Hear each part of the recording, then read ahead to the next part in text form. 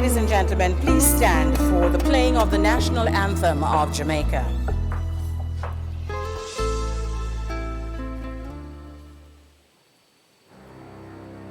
Our national anthem represents the beauty, pride, strength, and resilience of Jamaica and our people.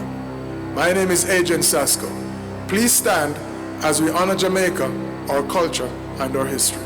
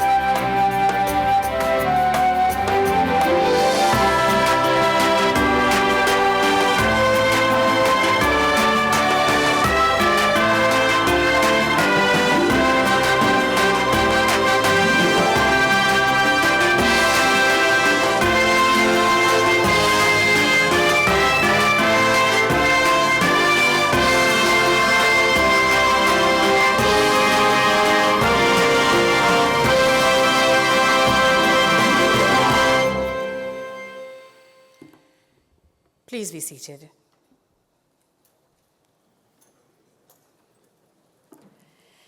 Minister of Finance and the Public Service, the Honorable Favour Williams, Chief Justice Brian Sykes, Ambassador Joan Underwood, and members of the Diplomatic Corps, judges of the parish courts, permanent secretaries, heads of entities, Executive Director of the Public Sector Modernization Division, Mrs. Maria Thompson Walters, distinguished leaders in the public sector and service excellence, Reverend Asta Carlisle, panelists, Mr. Leslie Lee Fook and Mr. Christopher Record, awardees all, members of the media fraternity, ladies and gentlemen, good morning.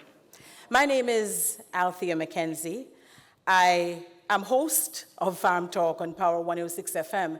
I'd love to think it's an excellent program that ministers to the needs of farmers across the length and breadth of the island. So I, too, am trying to engage in service excellence.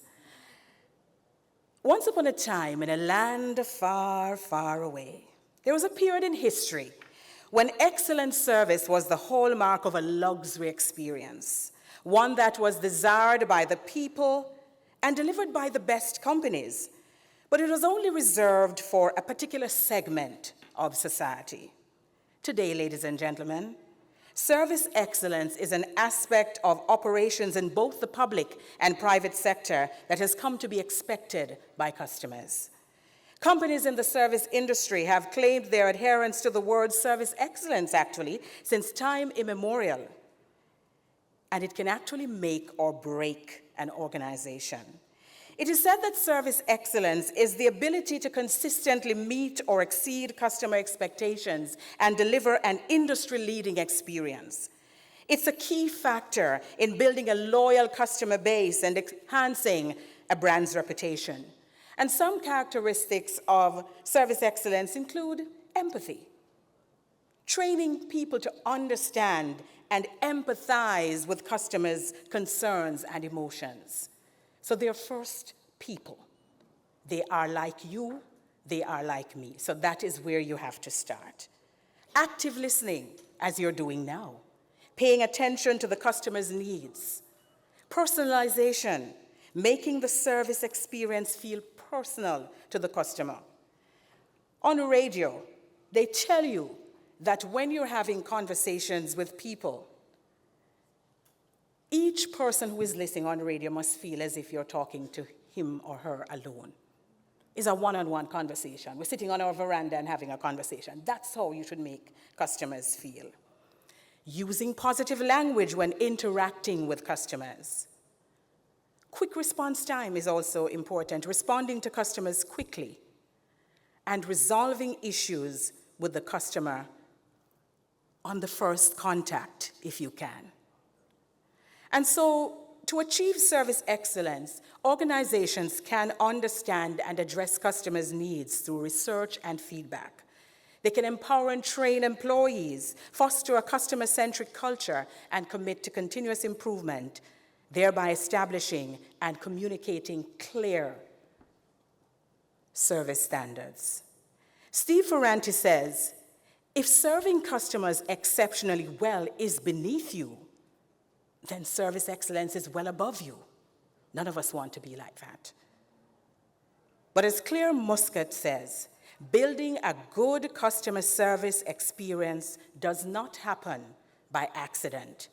It happens by design. And ladies and gentlemen, what we're celebrating today is all of the hard work that has gone into excellent customer service, not by accident, but by design. And I know you're going to have a long wait to find out who has won awards, but all of the information that will go on before is critical to the narrative of becoming outstanding, excellent customer service representatives in your various organizations. But enough for me, because this is not about me. This is about you. This is about celebrating you. This is about sharing with you. This is about us coming together to celebrate service excellence. And as we typically do here in this beautiful island home of ours, we start things off with a prayer. But Reverend Astakala is not just coming to pray. He's coming to say a few words to us as well. Ladies and gentlemen, please put your hands together and make welcome Reverend Astakala, who was a student of mine at Knox College. Can you believe it? Put your hands together for him. For that, he deserves a better round of applause than that. Good morning and Happy New Year, everyone. The sun is shining in all its brilliance, and God has splashed colors all across the canvas of creation. And if you listen keenly, if you listen carefully, you will hear the cacophony of sounds speaking to the truth that you and I are alive. We have been brought to this new day, a new day to think, to connect, to reason, to strategize, to celebrate, to serve, to live.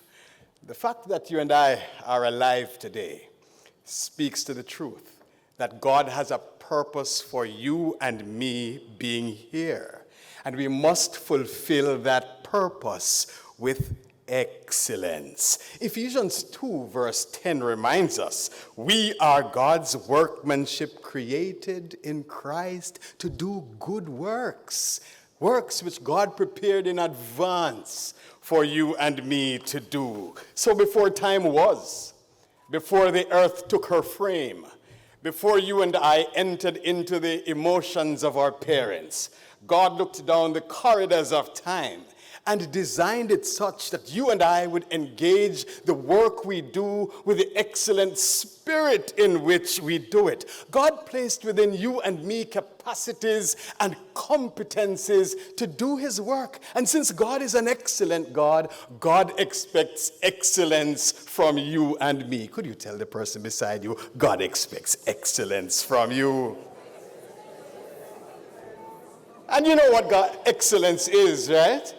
Excellence is using those resources at your disposal to the best of your ability. It is using your time wisely. It is engaging your aptitudes, your abilities, your skills, your talents to the best of your abilities in ways that will build up your world. Excellence. It is about living fully, so that we make a positive mark on our world, that those who come behind us will be inspired. My friend, the curse of our age is mediocrity. This idea that we can half-heartedly give and half-heartedly do. Mediocrity is a slap in God's face. Mediocrity is about you and me living beneath our divine privilege. Excellence is about passion. It is about perseverance. It is about us giving the best of who we are even when we don't feel like it. Excellence is about resolve and resilience. It is refusing to make excuses, but rather a dogged commitment to make a difference. Excellence. Excellence. It is about doing small things well. It is about giving mundane tasks our best mental energy. Aristotle said, "We are what we repeatedly do." Excellence then is not an act, but a habit.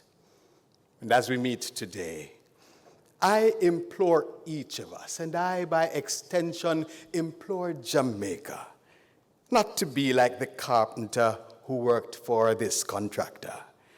He decided that he was going to retire from his job, and he told his employer his plans of leaving the house building business and live a more leisurely life with his wife and grandchildren.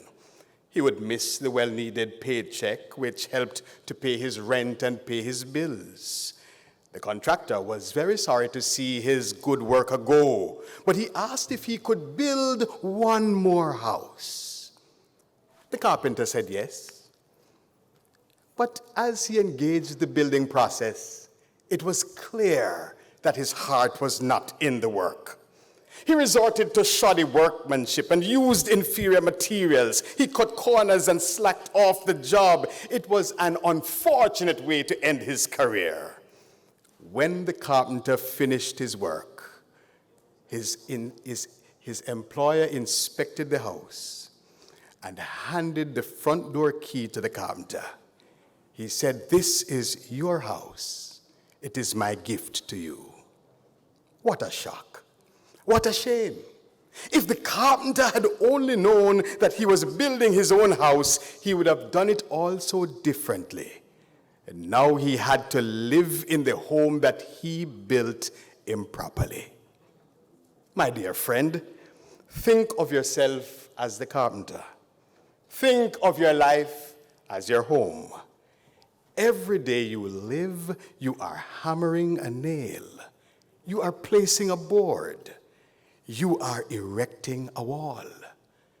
Build wisely. Build with excellence. Serve with excellence. It is only one life that you and I have been given to live. Even if you live it one more day, that day deserves to be lived with excellence. I encourage us all then to live and serve excellently. You deserve it. Jamaica deserves it. God deserves it. And God is depending on you and me. Excellence. Let us pray. Eternal Father, on this day we marvel at the truth that you have been so good to Jamaica. Negril Point to Morant Point have been gently washed by your grace and mercy, and our people have been beneficiaries of your loving kindness. Our lands and legislature, the arenas of culture and commerce, industry and intellectual capacity, our spirituality, our sporting agility, our social acuity, all point to your unique favor upon us. Lord, you have made Jamaica proud and strong. We praise you for that unique spirit within us that causes us to create new paths for the improvement of our common life. Today we place before you those who pursue excellence and contribute meaningfully to the building up of this nation. Continue to bless their efforts, Lord. Hallow our gathering with your presence today, and grant that our efforts at serving your purposes may be blessed by you. Since it is your desire that we all experience the flourishing of life, help us to trust in your ways and surrender to your will, so that through our living and our giving, Jamaica will, under God, increase in beauty, fellowship, and prosperity, and play her part in advancing the welfare of the whole human race. We pray in the name of Jesus the Christ. Amen. Silence, they say, means consent. I think if you're in church, you would have said amen. You can still say it. Amen. Amen. We thank Reverend Astor Carlyle, who is demonstrating service excellence in the job that he does every day. It's not a Sunday day thing. It's a Sunday to Sunday work. Serving the needs of others, ministering to the needs of others. That is his calling. But he has also chosen to be excellent at what he does. Put your hands together for him.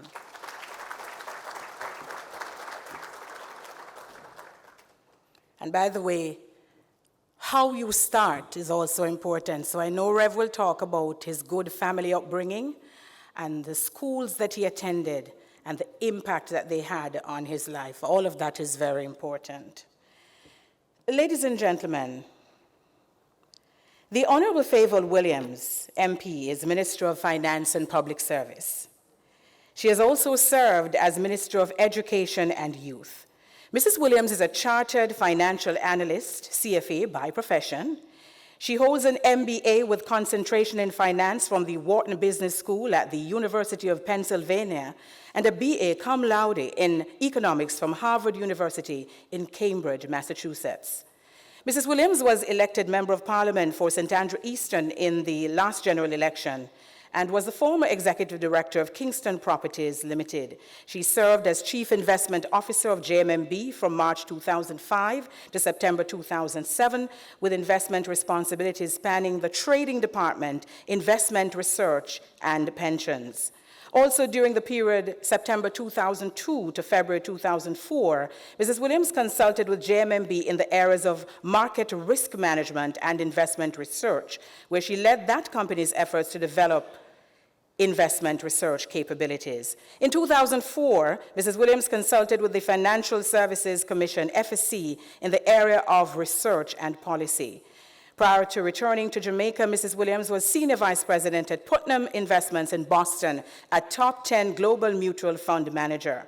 Her investment work spanning a broad cross-section of industries. She has also had portfolio management responsibilities for an equity portfolio product and led Putnam's efforts to incubate a market-neutral hedge fund.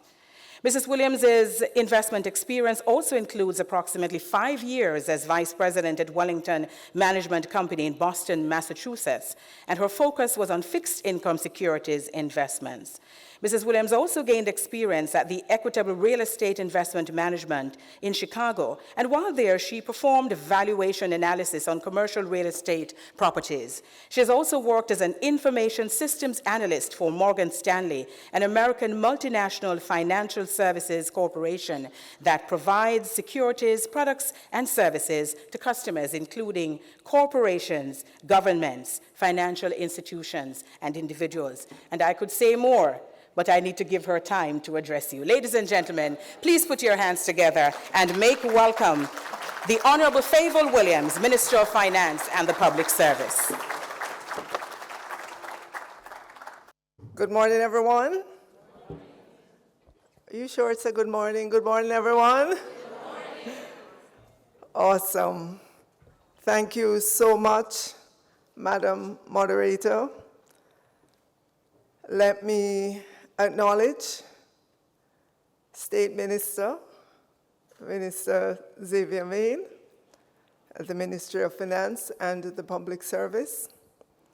Let me acknowledge as well the Reverend Astor Carlyle. Thank you for reminding us that God has a purpose for us being here, and we must fulfill that purpose. Permanent Secretaries, Dr. Ruby Brown, Chief Executive Officer, Management Institute of National Development, leaders and visionaries in the public sector, members of the private sector, esteemed guests, members of the media, ladies and gentlemen, good morning again. It is a morning that we have not experienced before.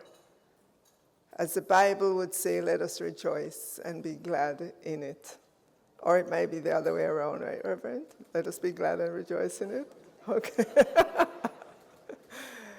It is an honor and a privilege to join you today for the Service Excellence Conference and Awards Ceremony. Under the theme, Elevating Service Above and Beyond. And I want to say that this event is not merely a celebration, it is a call to action. It is a call to more action. It is a moment to reflect on the values that guide us, the people we serve, and the legacy we are building as stewards of Jamaica's public service. As you know, and if you don't, I wish to remind you that the public sector touches the lives of all Jamaicans. It doesn't matter where you are. It would have touched you from birth to death and in between. And it is critically important that whenever a citizen interacts with the public service, they feel respected, valued, and heard. Citizens demand and expect high-quality services every time they interact with the public administration. Not sometimes, not yesterday, every time. That may seem like a really, really, high demand, but put yourself in their shoes. You would love to get high-quality service every time you interact with someone. Certainly, we all would like to get high-quality service every time we interact with, let's say, the financial services, let's say healthcare, whatever we interact with, we'd love to get high-quality service there, and it's no different in terms of the people who interact with government. But ladies and gentlemen, service excellence is not just about efficiency. It is also about trust. Trust is a cornerstone of any vibrant democracy. It transforms a government from a distant institution into a reliable partner in its people's lives. Consider the farmer in St. Elizabeth, and I know our moderator speaks to her program for farmers, and that farmer needs timely support to expand his farm, his yield. Consider the mother in Kingston seeking to access PATH so her child can stay in school, or the Jamaican abroad navigating consular services. For each of them, excellent service demonstrates that their government sees them, values them, and is committed to their success. And this trust goes beyond transactions. It becomes a bond. It reassures citizens that their voices matter and that their government is working tirelessly to meet their needs. We know that a government that delivers excellent service strengthens this bond, creating a nation that is unified, resilient, and inspired to reach full potential. Elevating Jamaica's global presence comes with excellence in service. Service excellence is a demonstration to the world of who we are as a nation. For investors, it signals reliability, efficiency, and transparency. It says Jamaica is ready to do business and welcomes you with systems that work and people who care. Excellent service reinforces our diaspora's connection to home. It assures them that no matter how far they roam, Jamaica is always within reach, ready to support, celebrate, and partner with them. Even as we look at improving external services, internal services are equally important. Within our ministries, departments, and agencies, our internal customers, our public servants, they play an indispensable role as well. They are the engine of our public service. When they are empowered with the tools, training, and encouragement they need, the results are transformative. Imagine an HR officer who processes employee requests swiftly and compassionately, or an IT specialist who ensures systems run seamlessly.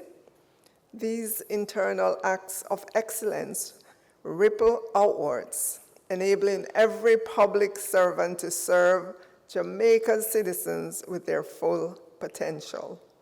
That is why we continue to invest in capacity building through partnerships like those with the Management Institute for National Development, MIND, and others.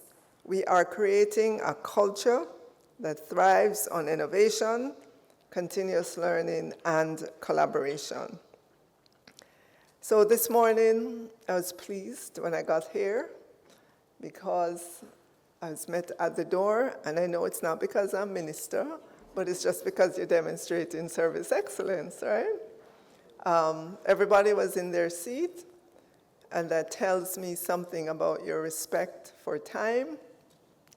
And in my own life, I make every effort to be on time for the functions to which I am invited, because other people's time is important, and so is mine. And like they say, time is money, but it's also, when you show up early, it shows respect as well. So the fact that you're here, ready to listen and learn, it's an outward demonstration that we are internalizing service excellence, wouldn't you say? Yes. If you agree, yes.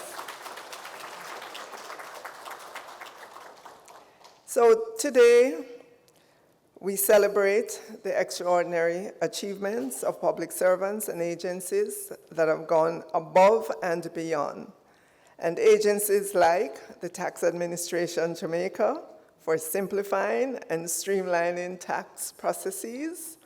And I'm sure those of you who are here, who are as old as I am, you will remember that this was not always the case.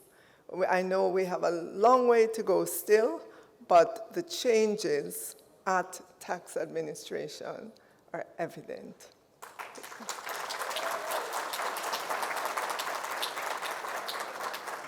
The Passport, Immigration, and Citizenship Agency, they make essential services accessible. And we can go back in history again. It used to take maybe months to get a passport. Now, hours. Give Pika a round of applause.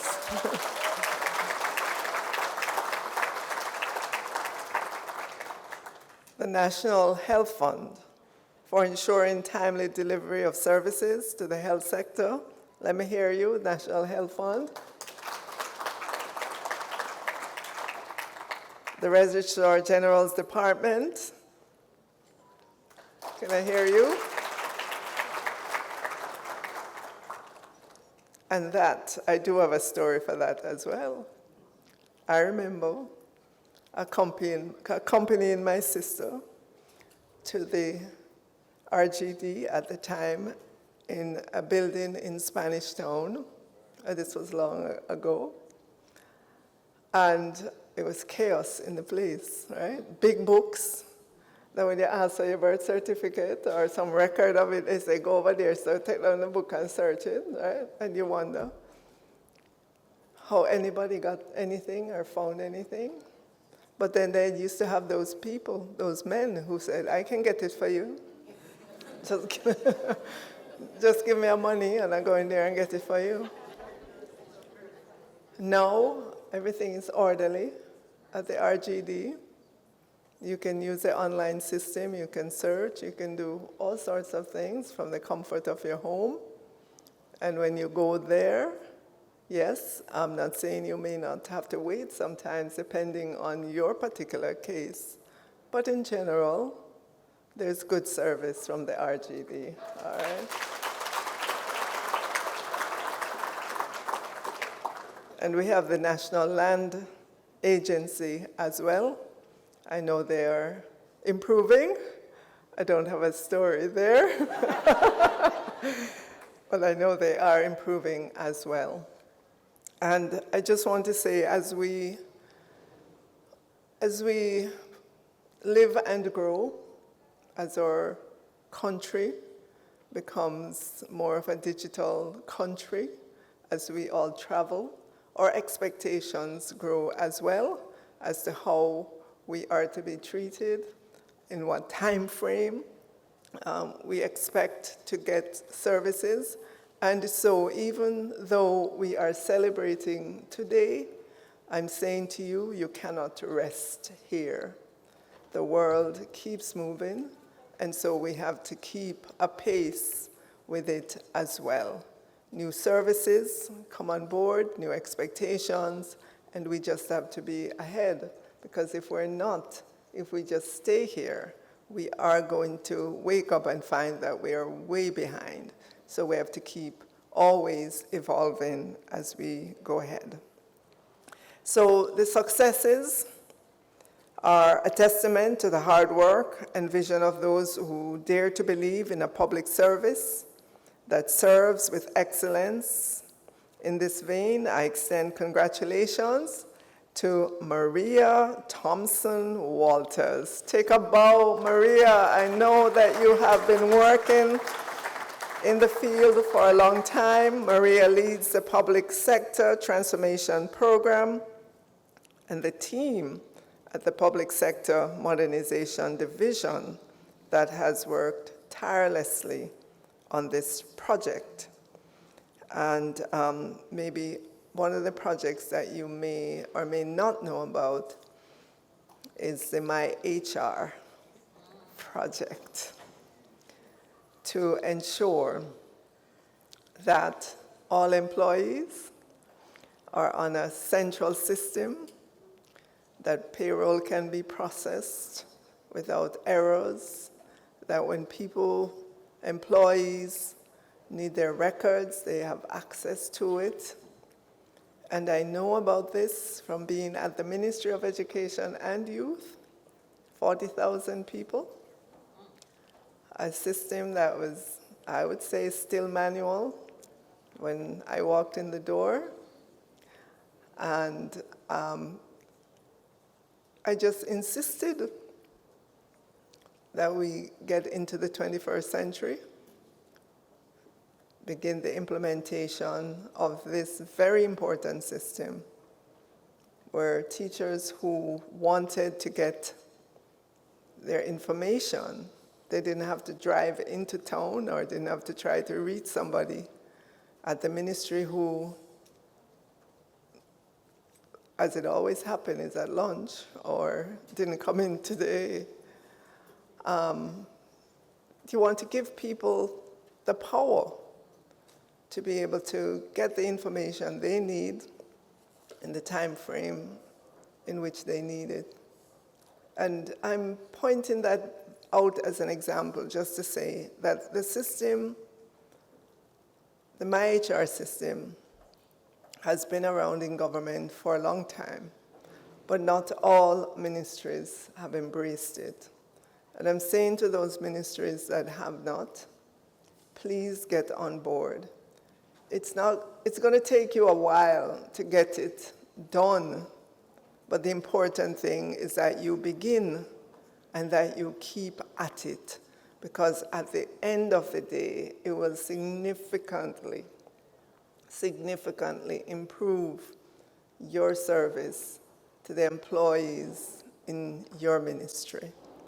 And therefore, at the end of the day, it will improve the service of your ministry to the external persons that you are serving. So I think we are all agreed that a modern, citizen-centered public service is the foundation of national development.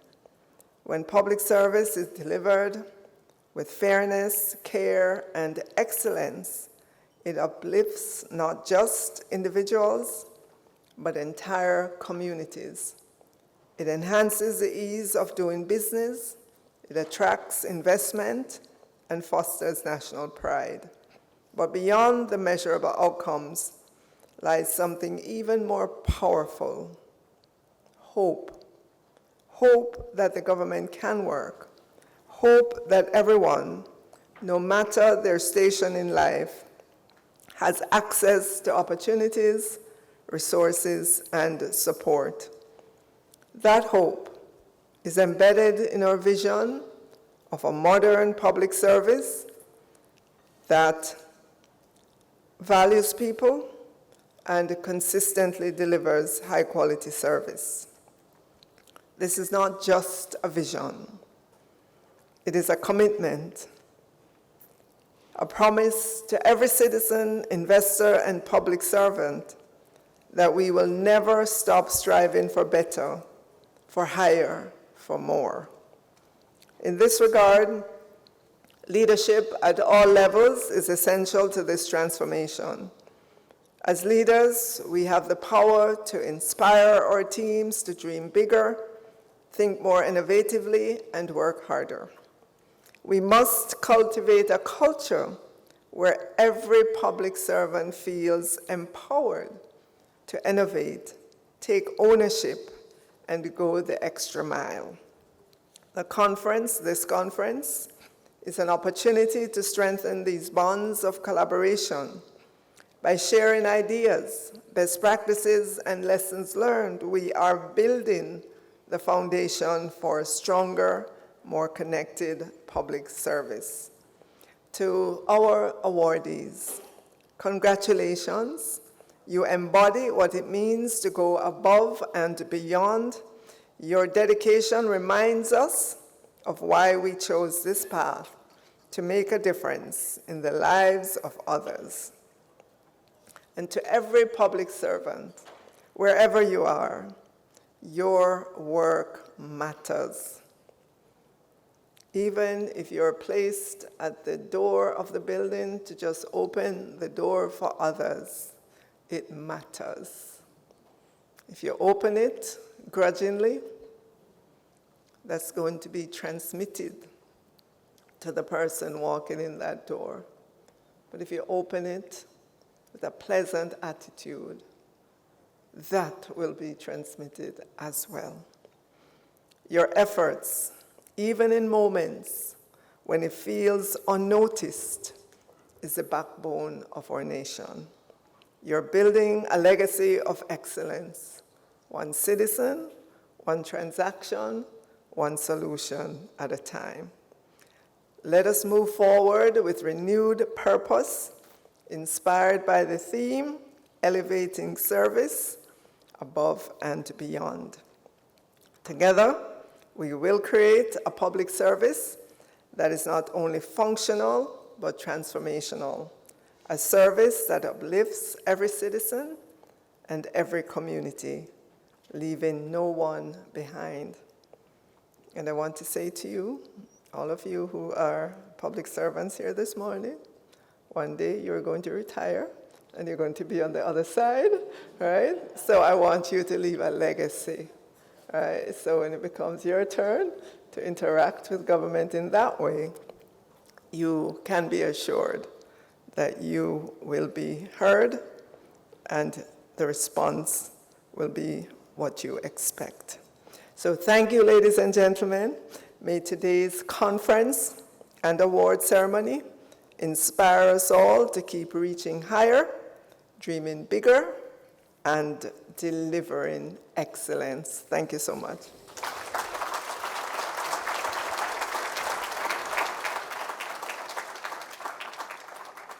Ladies and gentlemen, so quite a bit for us there to take away with us today, citizens expect and demand excellent service when they interact with members of the public sector. Elevating Jamaica's global presence comes with excellence in service. And Minister also notes that there is hope embedded in the vision of a modern public service sector. Ladies and gentlemen, please put your hands together once again for the Honorable Favour Williams, Minister of Finance and the Public Service. Ladies and gentlemen, one of my favorite people to quote is Albert Schweitzer. And one of the reasons I love to quote Albert Schweitzer is that Schweitzer had a deep understanding of service excellence. Schweitzer says, constant kindness can accomplish much. As the sun makes ice melt, kindness causes misunderstanding, mistrust, and hostility to evaporate. But one of his most famous quotes is on the purpose of life.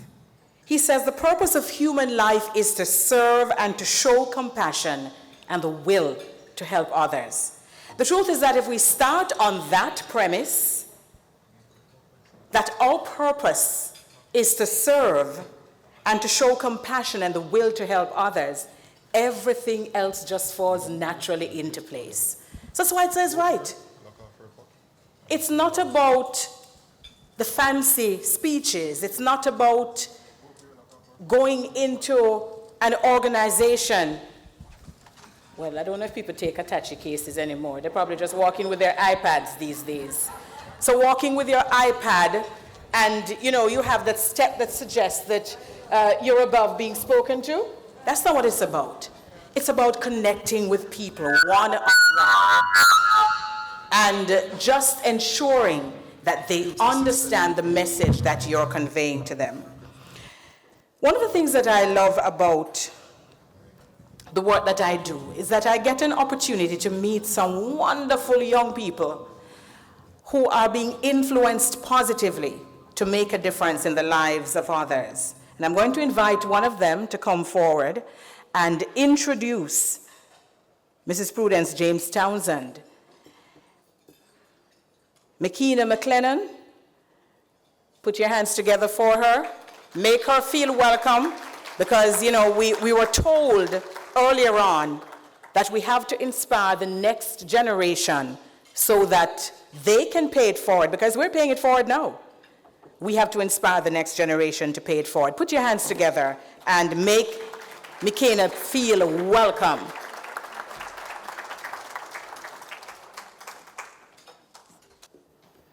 Honorable Minister Favour Williams, State Minister Zane, Xavier Main, Ambassador Underwood, members of the judiciary, permanent secretaries, other heads of entities, distinguished guests, good morning. Prudence James Townsend is the Director of Business Development and Communication at the Management Institute for National Development, an agency under the Office of the Cabinet. With more than a decade experience in the public sector, she is committed to advancing capacity development and fostering public service excellence. As Director of Business Development and Communication, Prudence provides strategic leadership to a multidisciplinary branch comprising of core business units, including client relations and marketing, research, creative development and production, information and communication technology, and records and information management. She is responsible for corporate communication, brand management, and enhancing Mind's organization visibility through cohesive messaging and a strong public presence. Prudence holds an MBA in Business, a BA in Human Resource Management, first class honors, and a postgraduate diploma in Educational Administration honors. She is a graduate of the Canada-sponsored Caribbean Leadership Program, a ProSci certified change management consultant, and a certified action learning coach with the World Institute for Action Learning. Beyond her professional achievements, Prudence is passionate about youth development and recently began publishing articles on LinkedIn to support their professional growth. She is married to her husband, Peter, and a proud mother of daughters. Ladies and gentlemen, please help me welcome Mrs. Prudence James Townsend, +1, our moderator for this morning's panel discussion.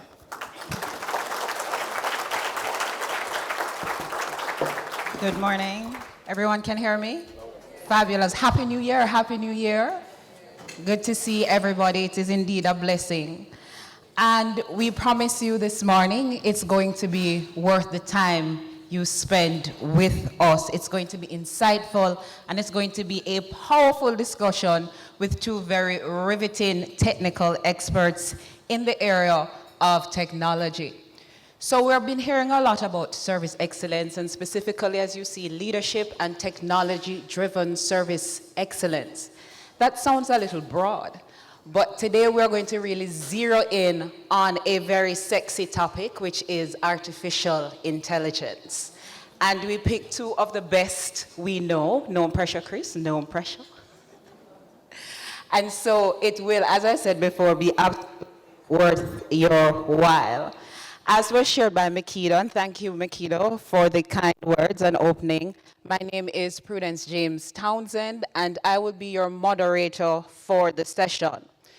Now, the session is going to be very fast. Fast because it's now about 55 minutes, but fast also in terms of our objectives. It's going to be fresh, applicable. As I said before, sexy and topical. So it's gonna be fast. I invite you to just take your notes and ensure that you have some information to carry with you when you leave here today. So how is the approach for the session today? We have Leslie, who I will introduce. I'm expecting to see Leslie. Can you hear us?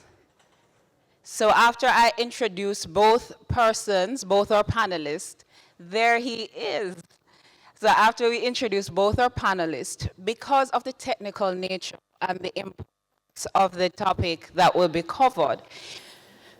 So in terms of artificial intelligence, what I hope for you to leave here with this morning is how, as the leaders at the various levels within your ministries, departments, and agencies, you're able to use this type of technology to cause you to serve better. And we need not go back through what service excellence is, but it's now we're moving beyond to get to an even greater degree of that level of excellence. So how is it that artificial intelligence is able to help? So we're not taking anything for granted. For those who already know, it's a refresher, and for those who don't know, you're welcome. We're going to just be laying the foundation, and from that foundation, we're going to be progressing to ensure that we have some really good information going forward. So as I was sharing before, each gentleman, because of the importance of the topic, they'll have about 12 minutes each to look on a specific area. So we're going to ask you to hold all your questions and comments until both sessions have been completed. What we have done, there's an open mic for anyone who has questions. It's actually on, well, my right of the room. But should in case you do not want or you cannot move to use that, we also have the option of you sending an email. And the email address is leadership@mind.edu.jm. leadership@mind.edu.jm. So you send your questions there, and Georgia Sinclair, or Senior Manager Leadership, will be monitoring that for us. So once we get to the Q&A section, we will deal with the questions. And it's also very good if you send the email, just in case we have so many questions, we don't have the time to get through all of them. It still gives us the opportunity to respond and then share it with all who are present. So either way, you get through better, right? And as I said before, there's an open mic here for you as well. So with that said, I will share a little bit about both gentlemen. No, I won't go through the rich bios of both because they are already on the QR code, so you can get all the details about them. What I will say, I will start with our foreigner first. Leslie, where in the world are you? Suriname, Trinidad, where are you? Right now. Pardon me? I'm in Trinidad right now. Good morning, Okay. everybody. How are you guys doing? They said they're doing great. They don't sound like they're doing great, but I think they're doing great. Let me translate. Wagwan. That was better. That was better. All right. Wonderful.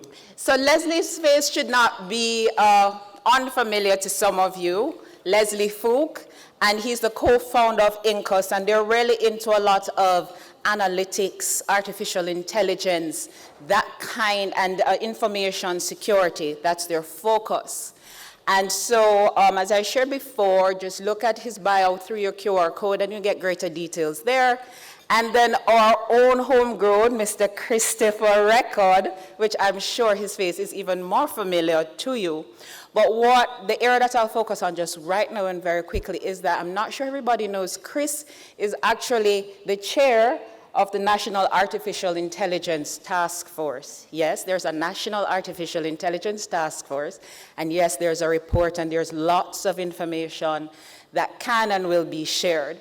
So I will leave it there, and I will now hand over to our first speaker, Chris, then we move to Leslie, then we come back for the Q&A, and ensure you don't even go and use the bathroom. Right? Because at the end, we're going to just tie it all together in a nice little bow and then just help you with some strong recommendations about how we suggest that you move forward. So, Chris, over to you. It's a timing thing. Good morning, ladies and gentlemen. Thank you all for coming. Thanks to the ministry and thanks to Mind for inviting me. As was said a while ago, we're going to go fast. What wasn't said a while ago is that we had another speaker from one of the universities who unfortunately could not be here. So I've been asked to include some of his content. So my content that was supposed to be about 10 to 12 minutes, plus his content for 10 to 12 minutes. So we have about a half an hour content I'm going to try to squeeze into 10 minutes. So let's go, all right? Technology converts scarcity into abundance. It's something that I start every presentation with now that I'm invited to do. And because I've been talking about digital transformation and I've been in IT for about 40 years in Jamaica, this is something that I'm reminding folks. Even a while ago, outside taking some pictures, and I was in a presentation just earlier this week, and the discussion about Kodak came about. And remember when we used to take pictures before? We had to go down to where there's Ligani or half a tree to go get the thing developed, and then you sit down and look through and see which one ugly, which one look good. Now we just click. So that one little experience is testament to this. Technology converts scarcity into abundance. When it was hundreds of dollars to take a picture, now it's practically free, right? So I'm going to quickly go through a little bit of high-level definitions, but I use some tongue-in-cheek definitions. There was an interesting article that came out in a media recently, What is AI? And at the risk of alienating some people, I'm going to try to read what this writer, Will Douglas Haven, last year said. Internet nastiness, name-calling, and other not so pretty world-altering disagreements. This is the foundation of some people's definition of AI. Yes, it was like a parody piece. Yes, some satire was in there. AI is sexy, AI is cool, AI is entrenching inequality. AI is upending the job market and wrecking education. AI is a theme park ride. AI is a magic trick. AI is our final invention. AI is moral obligation. AI is a marketing jargon from 1955. A lot of people don't realize how old AI is. It's been in discussions from 1940. In the 1940s, it was actually called something else. They had like 5 other names for it, until one group at Dartmouth in 1955 decided that all these other funny names, they're gonna fight against them. No, let's not use that word. But they're gonna decide that this sounded more sexy and this draw more money. So from his 1955-56, the discussion that just labeling something AI draws a lot of attention, a lot of money. AI has gone through ups and downs over the last several decades. This is our third iteration of AI becoming hype again. It was hype in the 50s, then it died. It was hype in the mid-80s, then it died. Then it kind of popped up again in the 90s, and then it died.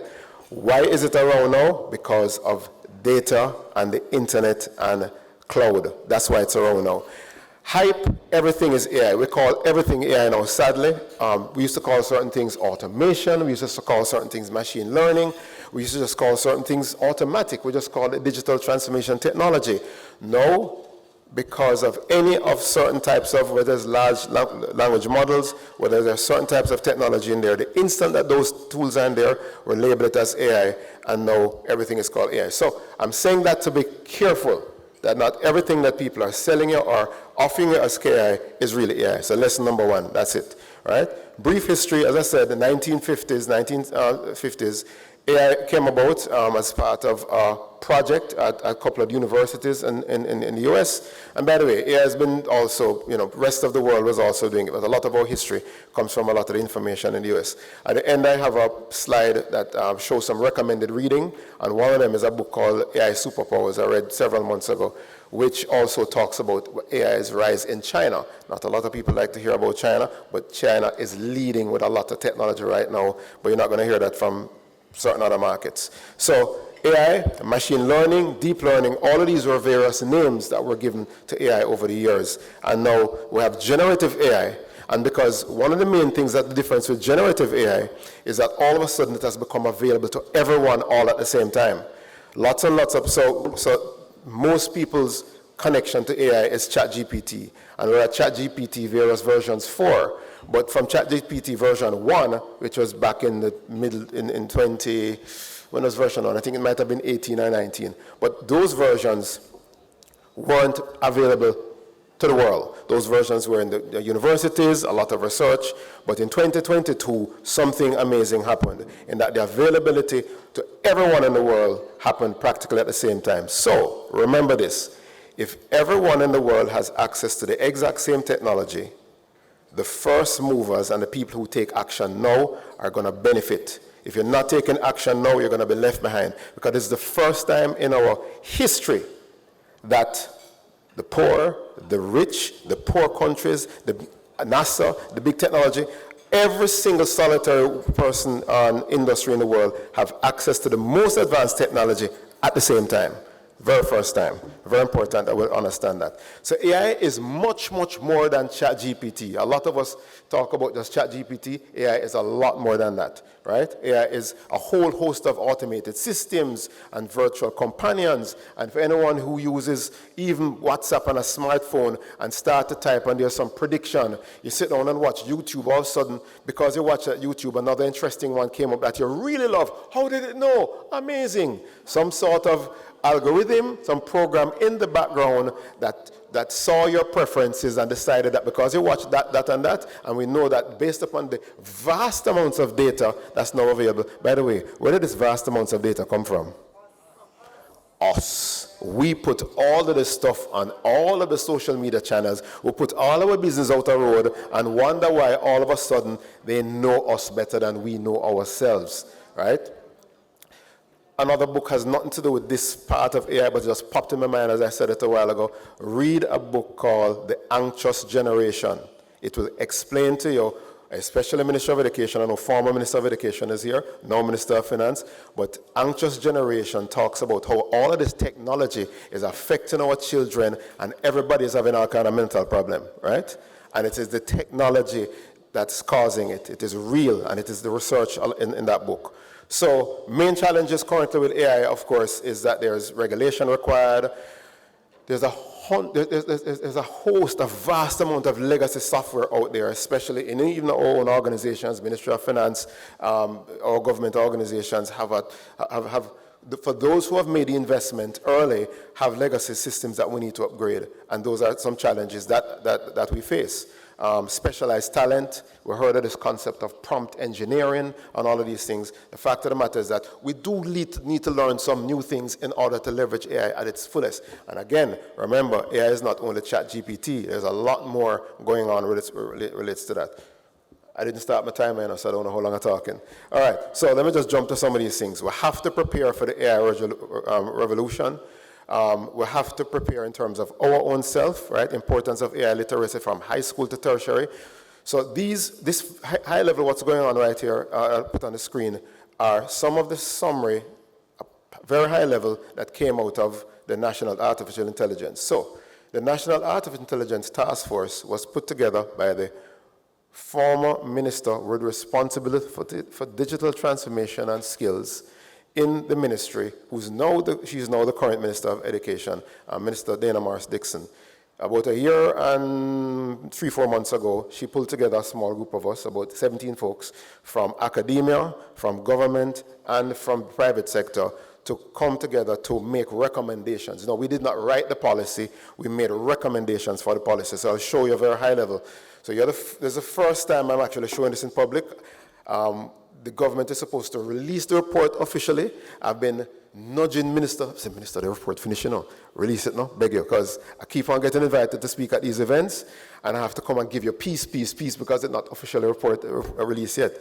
So 3 days ago, today is what, Wednesday, Thursday? All right. Monday, I said, Minister, folks, I'm going to talk about this thing this week. I don't want to get in any trouble. So I'm just showing you the cover. I'm showing you all the thematic areas. But I will jump into 2 specific areas and I'll show you the recommendations that were made.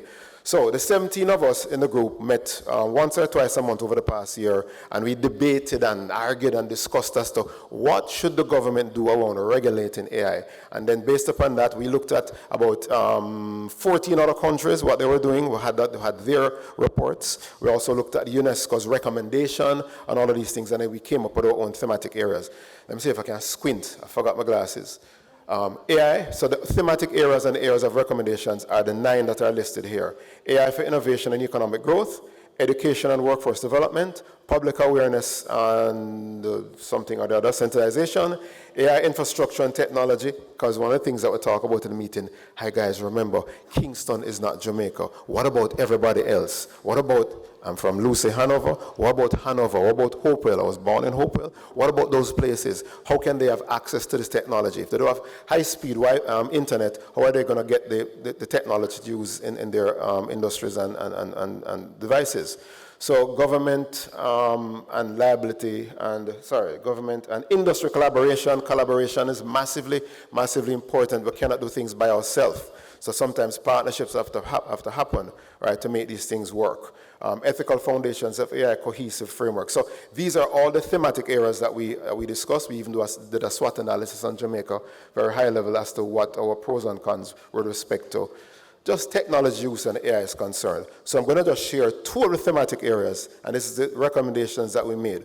So for each of the areas that we went into, we had a policy objective. So our policy objective for AI for innovation and economic growth, of course, which is massively important, because we also look to our Vision 2030 to say, okay, what was going on in that discussion? How can we use leverage and AI to help? Is leverage AI research to spur industry innovation and the creation of more sophisticated value chains. Very high level, right? Because you have to be far-reaching with some of these recommendations. And this is a list of recommendations. Now, remember, we are recommending. Now, it's now for the government to take a look at these recommendations. The document has been tabled already. Recommendation number 1, create an ecosystem through collaboration with universities and organizations like mine, right, to support the virtual and eventual physical establishment of AI hubs and tech parks in a bid to support AI-driven startups.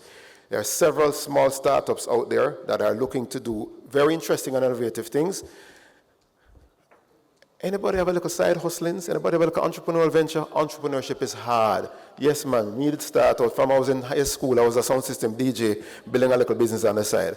Entrepreneurship is hard, right? And so sometimes I need a little help, right? We know that there's organizations like JBDC out there, right? I'm doing some training for them week after next. So that's one of the things we're encouraging in this situation. Create a forum and other spaces for interactions between organizations that are willing to fund development of AI solutions to their own problems. So you go to some of the big organizations, I'm going to call any names, that are out there, and ask them to say, hey, I know you have these needs. We have these people that have these potential solutions.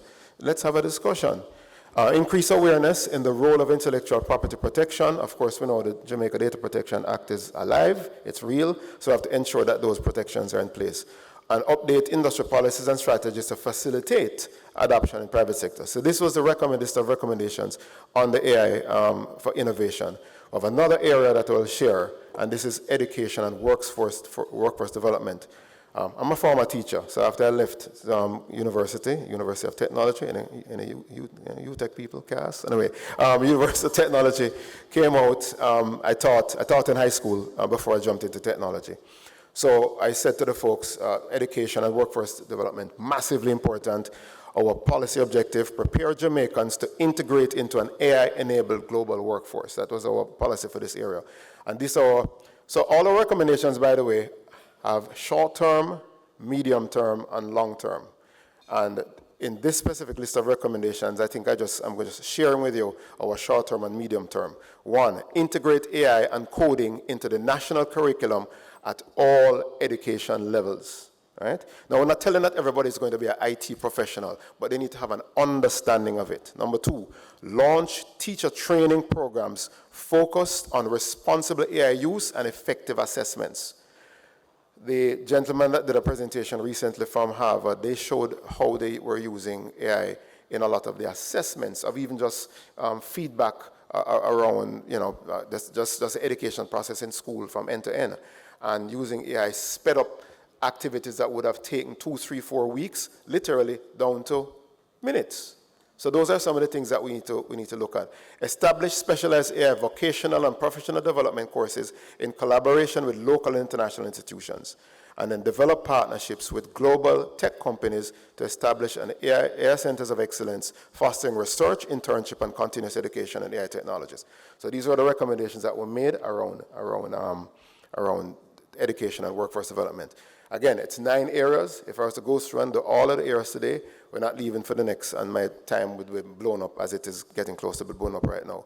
So I'm going to do very, very, very quickly, and this is something that I don't know, I may have to work with mine to come up with, whether it's a course for this or some sort of a workshop or work with TIU or there's a tremendous amount of opportunities that are present with AI. And especially, we need to figure out what problems do we want to solve with it. What issues do you have in your workplace that you need some solution for? I know Leslie may talk about some of this, but I'm not going to go through in any detail. I'm going to show you a quick framework that we can potentially use to think about it. So the question is, let us look to see where potentially AI could jump into our organization and help with our problems. We've heard about this thing called hallucination. We have asked AI or ChatGPT, because remember, ChatGPT is not AI alone. It is just one tiny percentage of what AI is. But let's just use ChatGPT as an automated chatbot. Many of us have used it, whether it's a free version or the pay version. The pay version is better. All right, free or the pay version. And you've asked some questions. And sometimes, a very good friend of mine, we did some training in December, an organization called Tech Beach. They have their annual event. We did like a training on. He says, look, people complain and say hallucination is a problem. I say hallucination is a feature, right? But anyway, that's out for debate. Some of the hallucinations can give you wrong information and then go down the path. We have seen case studies of it globally. We have seen where people have been arrested, where lawyers have been disbarred, right? However, there are times when the error's not bad enough for us to really not use it. So the question is, in some scenarios, the cost of making errors, is it a very high cost or a low cost? No, good, so that's one thing. The data that's needed, the AI that we have available to us right now would not be possible unless all this vast amounts of data was out there. So if you're bringing it into your workforce, an organization I'm doing some work with called Real Decoy said to me recently, we've gone into so many companies, and when they talk about all the dreams that they have for AI, when you go in there, their data is all over the place. It's not organized. It's not in any one central place. Some of it is handwritten. We know that RGD is going through a process right now where my RGD friends are. Yes, right? And you have to big up RGD, right? And right, thanks, Minister, who did that earlier. So they're going through a process to digitize a lot of our records, right? I mean, I've had the privilege of going down here and actually seen and touching my original birth certificate the other day. They're digitizing a lot of that stuff, so their data will now be ready. How many other people data are ready? So, is the data explicit or is it tacit knowledge? Anybody know the difference? Tacit knowledge, the stuff we just come to know, and is not written down, and then the documentation. Tacit knowledge is documentation. So very high level, is, first thing is that if this explicit data and the cost of error is low, then put as much AI in that job process as possible, right? So high volume routine customer support, right? It's some yes or no answers. Is do you have this, this, and this in place? Those things are in place? Okay, then go ahead. So it's the process of responding to your own organization's support needs, and it can be fully automated as much as possible. Jump into the next one. If the cost of errors are high, so for example, we've all heard the stories, lawyers might be gone, don't go so fast. I'm married to a lawyer, I'm the son of a lawyer, right? And so when you look at if you make a mistake with a contract, it can be devastatingly expensive. So the recommendation for that now is have the specialist, the lawyer, and then use the AI now to just do the rudimentary part of the work, right? So you understand how the model is working. What is the cost if I make a mistake? If the cost is high, the cost is low. If the cost is low, then throw AI at it. If the cost is high, some human being better be there, right? So the next set of things now, tacit knowledge. And whatever work of the designer yet, an artist, these people that is vibes and is feel and all that kind of stuff, right? You want to design this thing here, trying to explain it to somebody, you have it in your head, right? So a human being has to be there, and then yes, the AI can assist. But then it's a generalist. We can just, it's nothing super specific, because you could have about 15 versions of this design and they all look great. And then now, so that's when you use a generalist and AI. And then last but not least, when it is high cost of error and it's very tacit knowledge, you want as much human as possible and as little AI as possible, or little technology as possible. So this is a basic framework that you can use to look around in your organizations, in your own job, to see what am I doing, what are the processes, what should I throw AI at, because we're affecting the population with our services. So very, very high level, that is it from me. In other slides. Remember, right, the future belongs to those who prepare for it today. And you have to have the ability to unlearn, relearn, and reskill. Massively important. So I've taken a complete, I have no idea how long it took. I didn't turn on my clock, but I know it was more than the 12 minutes that they gave me. Ladies and gentlemen, thank you very much, and I'm ready for questions. These are my book recommendations. Take a picture. I will share the presentation, so hopefully it will get out to whoever. But take a picture. These are my book recommendations.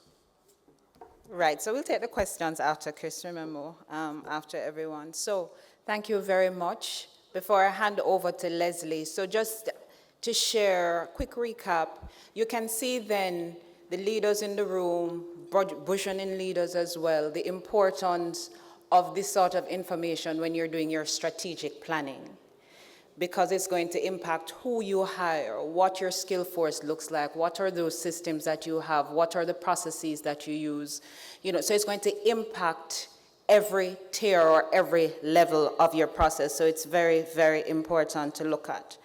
All right, so I will now, Leslie.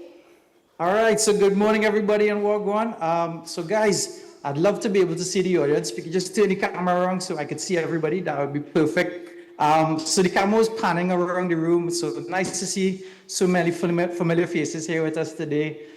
Chris, fortunately, he took care of the sexy part, so I will just do the fast part for you guys. I absolutely love doing these types of sessions. So folks involved in service excellence, you guys notice they are continuous learners. And the fact that you guys are here, the fact that you were invited to this particular session, it means that you're always taking things up to the next level, but you're also dedicated to doing that stuff. Now, you guys all know this, but if a plant isn't growing, then what is it doing? Let me know, guys. Shout it out. If a plant isn't growing, then what is it doing? It's dying, that's right. And I'm not saying that you guys are dying physically, but there's a certain part of you that doesn't feel truly alive unless you're getting up to that next level. So what I'm seeing is, there are lots of people who have pieces of the puzzle, but they don't have the entire picture. So today I want to kind of give you guys the entire picture. Chris did a great job at laying the foundation and the stuff that I'm going to talk to you guys about. So I don't like to just, if you guys know me, if you've seen my presentations before, you guys know that I don't like to just talk about AI. I want to be able to show you guys AI. So I want to ask you guys, pull out your phones. I just need a couple of volunteers. Go ahead, pull out your phones, and I want you to give this a quick scan. And I'll do one with you guys as well. So go ahead, pull out your phones, give us a quick scan. You're gonna answer a couple of questions. So Prudence, I don't know if you could give me a little bit of assistance with this one, because I'm not seeing the audience just yet. I'm Prudence, here you hear me okay? at your service, at your service. All right, beautiful. So Prudence, ask the audience, what's one task that they hate doing at work? What's one task you hate doing at work, audience? Hey. Anyone? I heard writing reports. Does that work for you? That works for me. That works for me. Uh-huh. Oh, here we go. What's going on here? Give me 1 second. Okay, my screen is behaving a little crazy. So I'll ask anybody completed this or started this so that I could show you guys some AI. Anybody completed it? Any yeses? I'm Just hearing- need one person, 2 people to complete it. But that same writing reports, you guys are going to fill that out for me. Is that all right? They're doing it now. All right, beautiful. I'll give you guys 30 seconds to do that. By the way, next question. Prudence, just tell me now, who's already using AI in the audience? If you guys give me a quick wave. Oh, I can see you guys now. Quick wave. How many of you guys using That's AI like already? 5%, honestly. 5%? No, it's getting All right, higher and let me- higher. It looks like about 40%. Okay, what are we looking at? About 40% of the room. All right, cool. That sounds about right. That sounds about right. Perfect. Anybody done with the quick quiz? I heard some yeses. All right, beautiful. So we'll carry on. So what am I going to cover today? That ultimately, I wanna give you guys a framework. So Chris shared a fantastic framework in terms of selection of AI. How do you think about what AI are we going to start adopting? What are the use cases, etc. I want to give you a more macro framework in terms of how does your entire organization succeed when it comes to AI. And then I'll move into AI. I'll give you some examples of how it could be used in government. Because it's only about 12 minutes I have, guys, I could only show you one, unfortunately.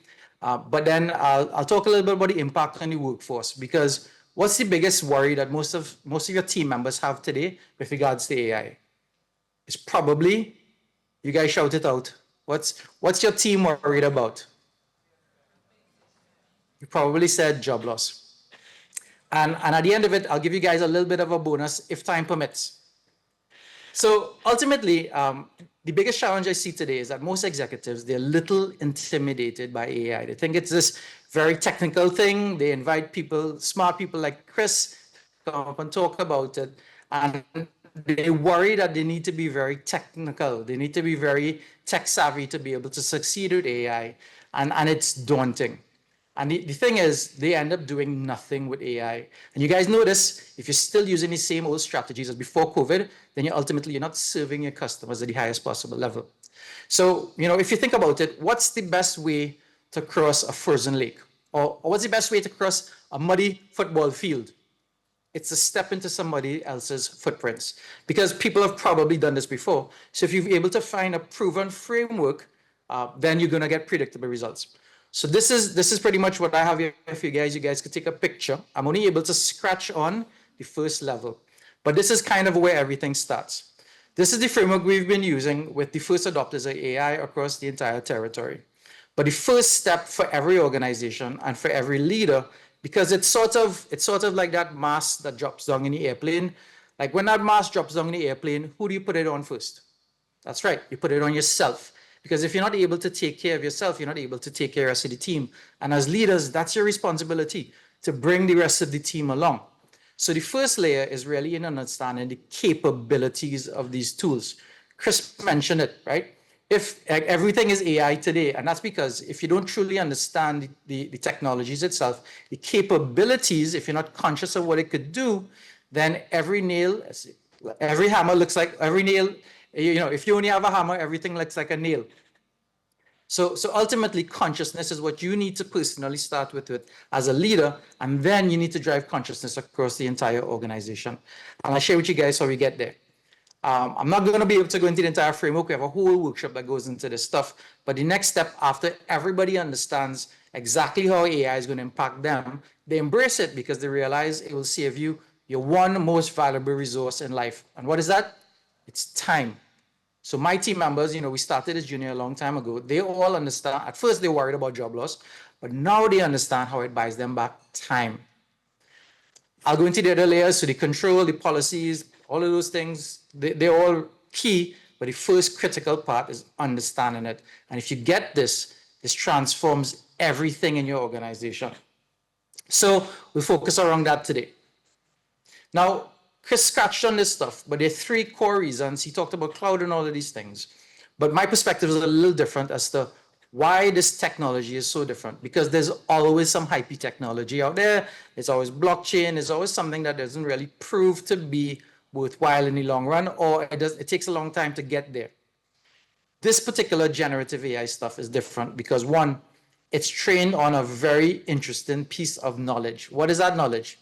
It's the same knowledge, or it's the same place that you go to every single time you have a tough question in life. When you have a hard question in life, what do you guys do? You Google it. And this is trained on the same information that Google has, so it knows every single thing out there. In terms of a capability, is like how you start using these things. What do you need to know to start off with? And I'm not saying this is the best way, but basically, if you go into these tools, people start off almost Googling in these tools, and they get half-decent results. Is it the best way? No, there are better ways. But that base capability, the ability to Google, is going to give you half-decent results. And the last thing is, for the 40% of the folks who are using AI today, what are you guys paying? And for most of you, the answer is 0. It's free. So it knows everything on the planet. Everybody understands it, and everybody could access these tools and technologies. Now, there's a price for these tools. Chris kind of scratched on it. There's a price and there's a cost. The price might be 0. The cost is, it's your data. And your data is worth way more than having free access to a tool, right? It's key. The scary part, though, is that this technology is, do you think it's going to get better or going to get worse? That's right. This technology is only going to get better. In fact, this is the worst that this technology will ever be. So when ChatGPT was first launched in November 2022, if you look at the third row down, they took the model, they took the AI, and they did a couple of exams with it. The third row down is the uniform bar exam. I don't know if I have any lawyers with us today, but it sat the bar exam in the US. And in November 2022, it came out in the bottom 10th percentile of everyone taking that exam. 5 months later, it sat the same exam, and it was now in the top 90th percentile. That's 2023. What year are we in right now? So what you'll realize is that this technology has the ability to take really, really highly skilled jobs. Now, I want to share with you guys a couple opportunities, like what is possible, how are other countries using this AI, how are the government, ministries, agencies using this stuff. In fact, how is it being done right at home? So I don't know if CJ is with us, but we're working with Chief to do some stuff. And we already started to prototype some automated document processing. So we picked a particular process within the judiciary, which is divorces. So divorces right now, they take maybe 2 to 3 years from start to finish. Now, by the way, we're not advocating for more divorces. We're just advocating for an easier process. So that 2 to 3 year process, we're now able to potentially squeeze it into 2 to 3 months, or 3 to 4 months rather, because there's specific wait periods involved in that core process. But that process was being stretched out for 2 to 3 years because of typo errors. And interestingly, Chris mentioned this in terms of the digitization of documents, etc. This technology is moving so quickly that we're able to skip over some traditional steps that were happening before. What is that? Was an example. So this digitization of documents, we're now revamping the process. So the process of submission, handwritten documents, etc. Right? Where that had to be converted into data before we were able to use it. That is now part of the stream. So we can now read handwritten documents with this AI so that we don't actually have to go out and have a separate exercise on digitization of documents. So it's really accelerating and transforming the way that we do things in government. Citizen engagement, so Minister Williams talked about it. So because of this whole Amazon effect, when do people want things? They want it now, right? So governments are being forced to provide services 24 hours a day, 7 days a week to every single citizen. Because it's not just about providing these services. It's about how do you have more impact in your particular role. But at the end of the day, every single citizen, they follow a particular journey. Minister mentioned it, from birth to death. And that is the same journey that every single citizen goes through. And now that we've mapped that out, we're digitizing every single piece inside it, we can now make that process far more efficient. But ultimately, healthcare is also a very, very big one. We're doing some stuff with the Ministry of Health in Trinidad. In fact, next 2 weeks, we're going to train every single RHA in Trinidad. Every single person in every single RHA in Trinidad on AI, because AI is impacting healthcare so quickly. Most of you guys notice that AI is assessing cases like cancer cases, etc., with a higher accuracy rate than doctors who have 30, 40 years experience. It is incredible what this stuff is doing. And I'll talk to you guys about service excellence really, really quickly. So a little earlier on, I asked you guys, give me a couple of tasks that you hate doing. So Patricia, is it okay? You could give Prudence a quick wave. Is it okay if I used your stuff? Prudence, is that okay? Patricia? Oh, Patrica. Patrica, sorry, I don't have my reading glasses. Patrica, is it okay? It's fine. Go ahead. All right, cool, wonderful. So Patrica said she doesn't like writing reports. I'm not quite sure what else should have included, but I'll just use this as an example.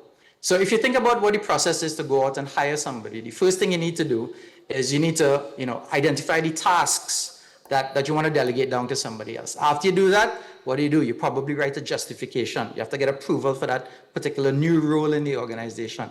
After you get the justification, you have to go write a JD, right? You have to develop the interview questions. You have to create all the assets to advertise for the post.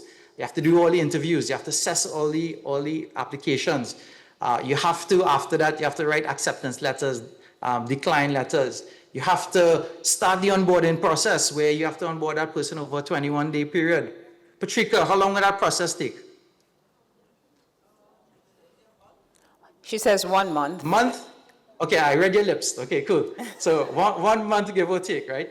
So what we're able to do, guys, is that's exactly what we did. Let me just open it up here.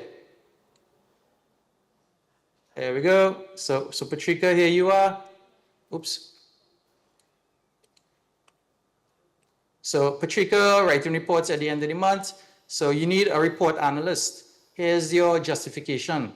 Here's your job description. All the minimum requirements. Here's your DISC personality assessment to make sure you select the right personality during the process. Here's your 4 hours.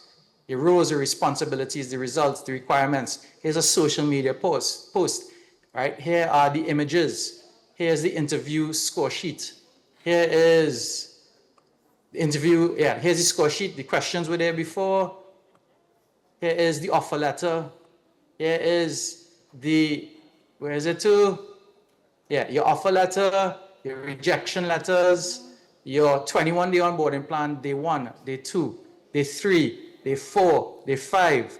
We did a month's work in 2 minutes. In 2 minutes, yeah. And we did it for Patrica, we did it for Georgia, we did it for Sonia, we did it for Kamisha, we did it for Kim, we did it for Sharice, we did it for Sandy, we did it for Alicia, for Brian, for John, for George, for Miguel, Charmaine, Michael, Leonie, Unique, Kalila, Zara, Rohan, Clover, Daniel, Jade, Kemba, Kerry. You guys get the point? Yes. We just basically did years of work while learning about AI. And that's where AI is already today. While the thing is, though, is that this is not about HR.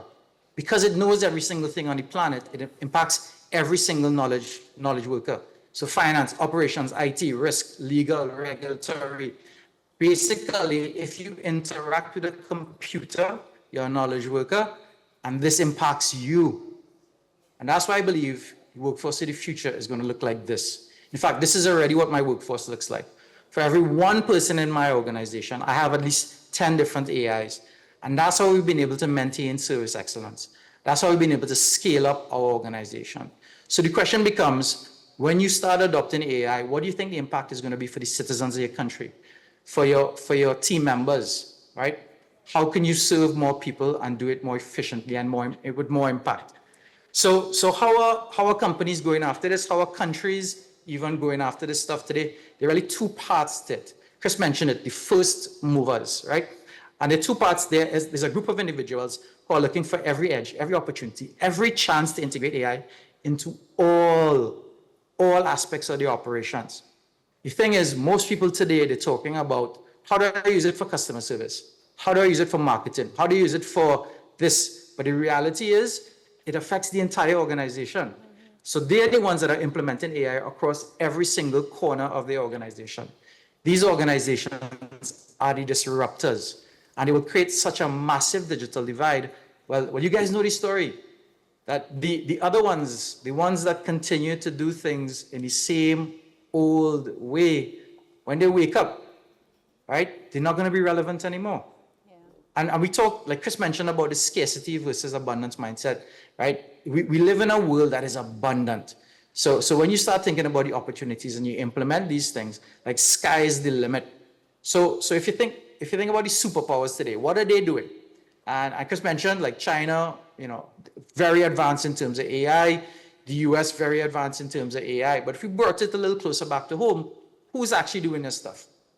So what you'll realize is, like the Dominican Republic, they are far advanced. So beyond just like having a task force, they already have a national AI strategy, right? They're not just talking about AI, they already have a strategic roadmap that they're implementing.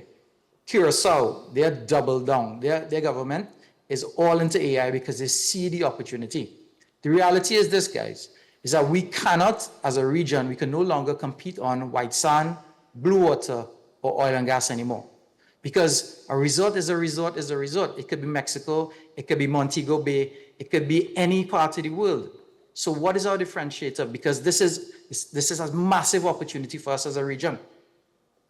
So everybody knows that there's this concept of the first mover advantage. And first movers, they will take 90% of the market. And that's why we're seeing this massive, massive gold rush. Now, why is that important for you as a Jamaican? It's because, Jamaica wants to be the place of choice to live, work, raise families, and do business. And how do you do that? You do that by becoming number one in the world. You do that by becoming the first mover. A scratch on job losses here, because this is a real thing. Over the next 5 years, 44% of workers, core skills. So the things that you do today, those things will go away in 5 years. What do I mean by that? I mean that first degree that you took 4 years to do, that master's that you did, that PhD that took 5 years, 7 years to do, right? Those things that you've learned, that 10 years experience, 15 years, 20 years experience, 5 years from now, it's no longer going to be needed. Because you guys know this, there's a vast majority of people that are using AI in this room. Does AI make you at least, does it cut down your time by half? Yes. Probably way more than that. So the question becomes, what do you do with the rest of the other half of the workforce? So we need to rethink what the future of work is going to look like. So do you really want to be the victim or the victor of AI? Because if the competition, and we are competing on a global level now, all of us, if the competition is doing it, then that just leaves us behind. So how are other countries dealing with it? You guys know Singapore is at the forefront of digital transformation. Here's the interesting thing. Singapore set up a separate fund for people above the age of 40. The government is paying for everyone above the age of 40 to get a second degree. Why is that important? It's because 5 years from now, their roles, their jobs are no longer going to be relevant. And they still may have 15, 20 years in the job market. So what do we do with them? We have to retrain, reskill those folks. So start thinking about what do you need to do as a next step in your career to continue to be relevant. Now, I know a couple of years ago, since 2021, you guys, I think you spent like $10 million to train 5,000 students on software development. But the job market is moving so quickly that today, this is September 2023. This is like 3 months ago. OpenAI released a new model called O1, and O1 is basically replacing coders and developers. I mention this not to say that coding and development is not important. I mention this to say that the job market is changing quickly, that even tech jobs are being threatened. It's not just non-technical jobs. The good news is this, guys, is that we live really in a new world where it's not the big fish, it's the small fish, right? It's not the big fish that eat the small fish. It's the fast fish that eat the slow fish. And everybody knows this, all right? And it's very common in Jamaica. And what does everybody say? We little but we talawa, right? So what is the fastest country in the world, guys? It's Jamaica. And that's why I'm so confident that you guys are going to crush it when it comes to AI. In terms of a recap, I talked a little bit about the framework that we have, the Incus Intelligence Framework. That's why we scale and grow AI in the organization. I talked a little bit about AI in government. I gave you one example of how it's being done. Impact on the workforce is going to impact the workforce significantly. And Prudence, I don't know if you have time for a bonus for everybody. Sure. Just mentioned training, reskilling. Sure. I think we have a couple more minutes, hopefully. All right, good. So 1 minute. So in 1 minute, guys, everybody take out their phones. So we know this, guys. AI won't replace you. It's a cliche now, but it's the people that use AI that will. So the question becomes, how do you stay ahead of the curve? I've just scratched on the first surface, but we have a workshop that goes into full detail into all of these things, like the framework to be successful with AI. And it's the AI intensive workshop. Chris has mentioned it and I didn't have time to put it in, but I was going to throw up a quick picture with CJ. I don't know if he's here still. But we just trained the judiciary of Jamaica as well as about 4 other judiciaries across the entire Caribbean, because lawyers recognize that there's operational efficiency, but the impact of AI. So we do a lot of AI for executives programs. And I want to invite you guys. I want to see who the fast fish are. So for the first 20 organizations here, in partnership with Mind, we're going to train your executive team. But it's for the first 20. So go ahead, take out your phones, guys, and give it a quick scan. I'll make myself disappear. All right. But I want to thank you guys. We'll go to the Q&A now. All right. Thank you so much, guys, for being so awesome. All right. Thank you so much, Leslie. So a round of applause for the panelists so far. Great, great, great. And we will follow up. Don't worry for those 20 entities. We will follow up directly to ensure you get what is promised. So could I say, wow? What did you guys think? Was it fast? Yes, fresh, applicable, sexy, and topical. I hope we didn't go too far over time. So a quick recap. Regardless of where you sit, what is evident is that, and I'll use Leslie's words, we have to retrain and reskill. And so it is at the executive, and that is what Mind is about. That's what we're here for. That is what we bleed and we breathe.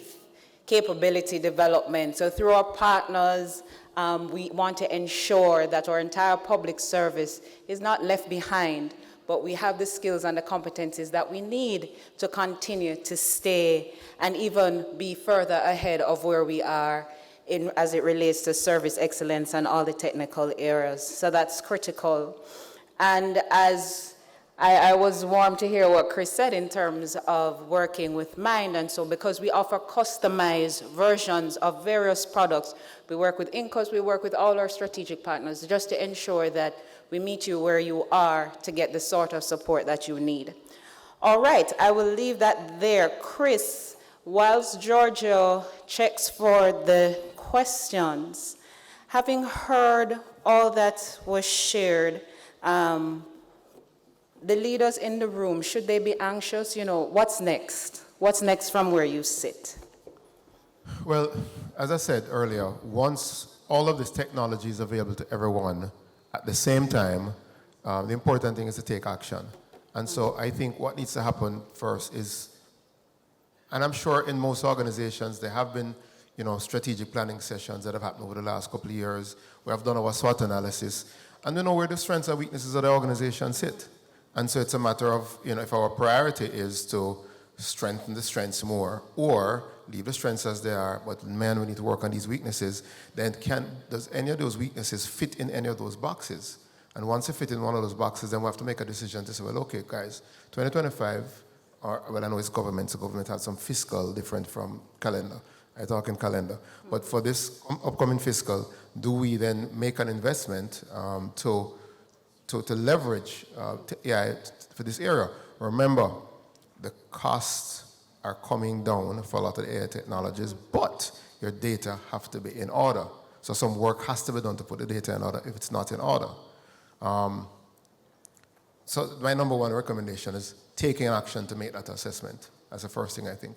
Okay, thank you very much for that. I will pause now. Okay.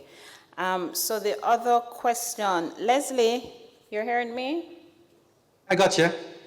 Right, so when you started to talk about job losses, I saw a few panicked faces in the audience.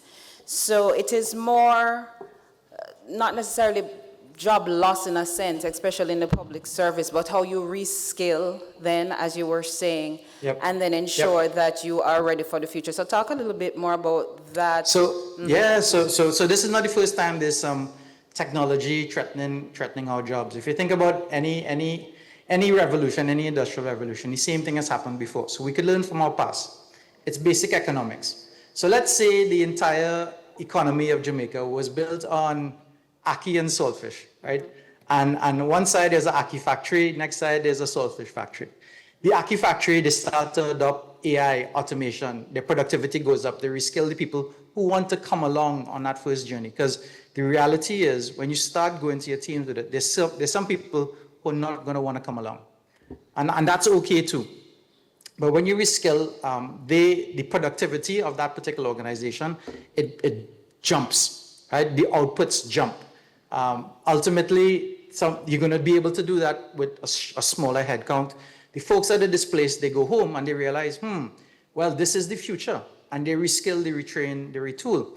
And then the saltfish factory now, on the other hand, they are not able to keep up with the outputs that's required to match the ackee.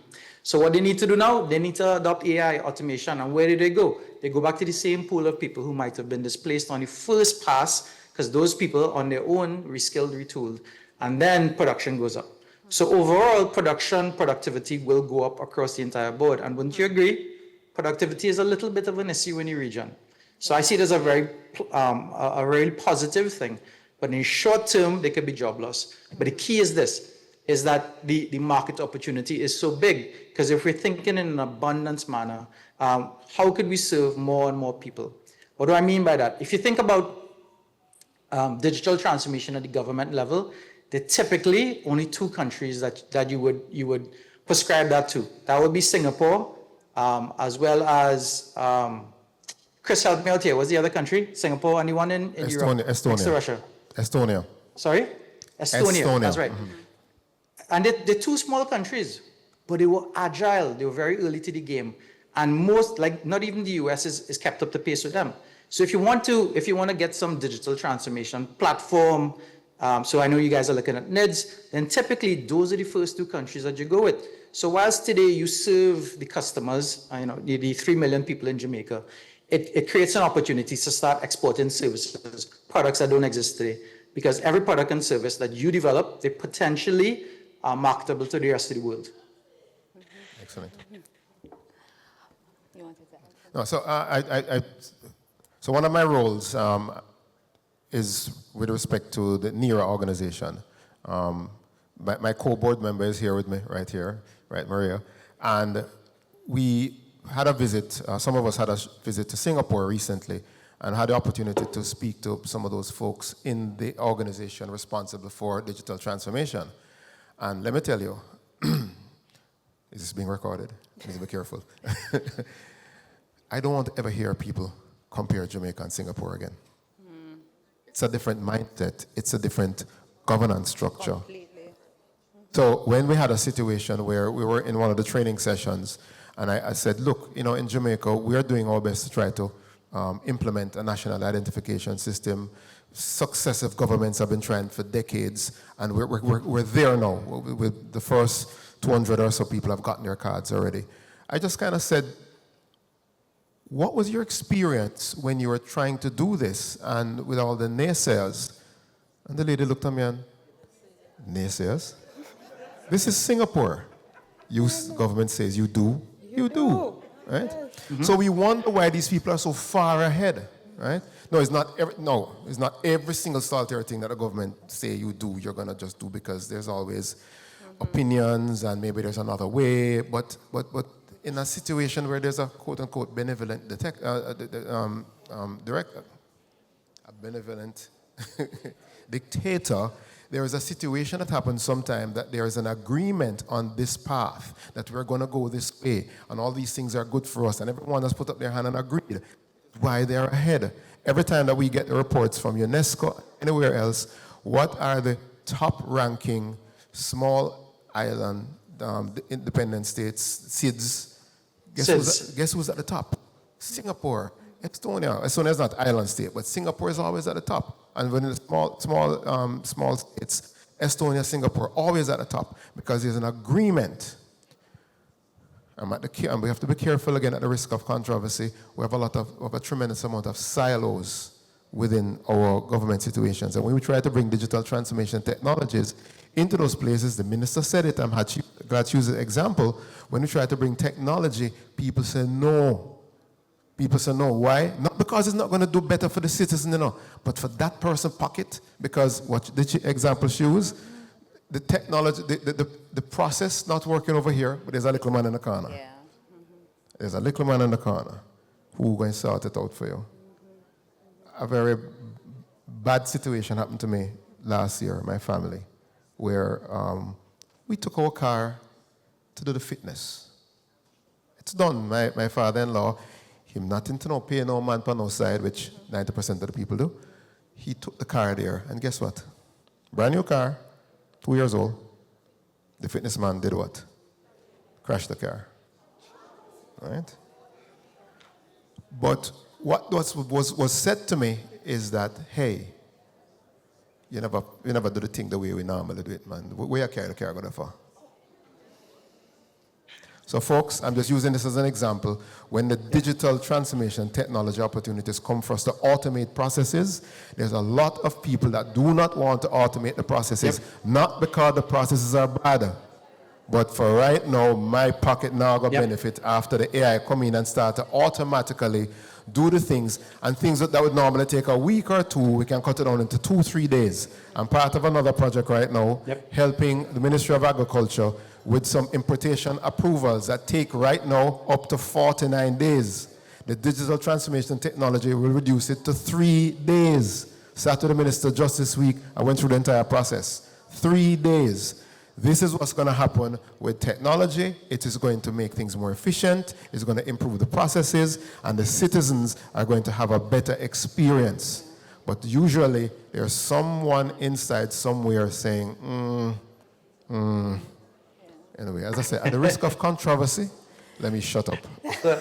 So Chris, let me chime in as an outsider on this one, right? So I agree with you, but I disagree with you at the same time. Good, right? let's do it. If you look at what That's why we're having this discussion. If you look at successful people, they learn from other people's mistakes.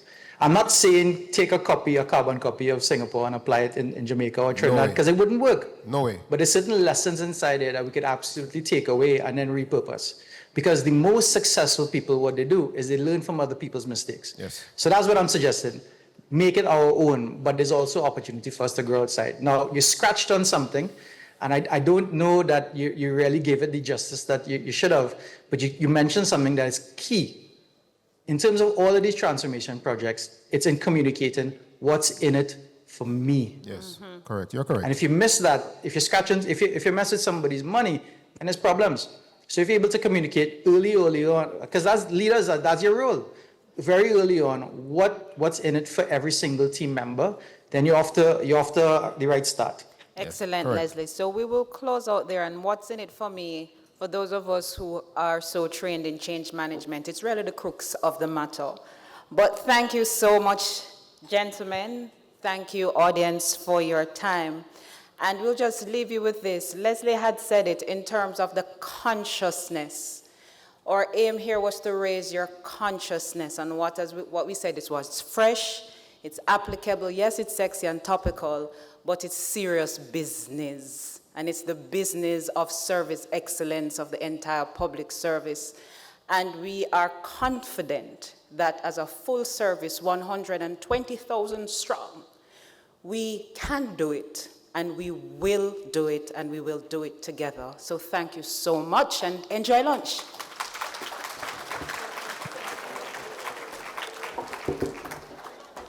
Ladies and gentlemen, thank you so very much. Lovely panel discussion. And as I sat there, I was saying to myself, but wait, if tomorrow I don't have a job, if they tell me that they're taking my show off radio, I'm just going to ask AI to create me one radio station. Because, you know, I think part of what dogs us sometimes is fear. We're afraid to step out. We're afraid to use the opportunities that are being presented to us. And I think that they have showed us today that, listen, make use of that which is available to you to improve the work that you're doing. And that will, in and of itself, ensure that you remain relevant. Yes, so we have lots of lessons to learn. Thank you both. This was a very engaging panel discussion. Leslie, I thank you, my brother, as always. Don't move. We're not done with you yet. Couldn't leave Thanks, you to give a little something. But ladies and gentlemen, this has been a very engaging session. We want to thank very much for their participation in the session this afternoon, Mr. Christopher Record, Mr. Leslie Lee Fook, and of course, Mrs. Prudence James Townsend. Thank them so very much for opening our eyes to some of what we can do with AI. I know they would have spent the entire afternoon with us if they could. And there'd be lots of information for us to get from them. But I'm going to say thanks to them in a more tangible way. And so I'm going to invite Sophia Ann Smith to make a presentation to Mr. Record.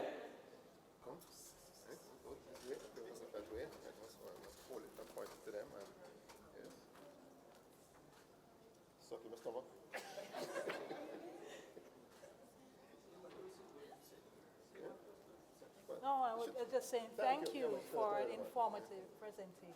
Thank you. Thank you for inviting me. You're welcome. Thank you so very much, Mrs. Smith, or Miss Sophia Ann Smith. And then we're going to invite now Mrs. Sabrina Brooks Palmer to make a presentation to our moderator, Mrs. Prudence James Townsend. Leslie, I promise you we'll get something to you.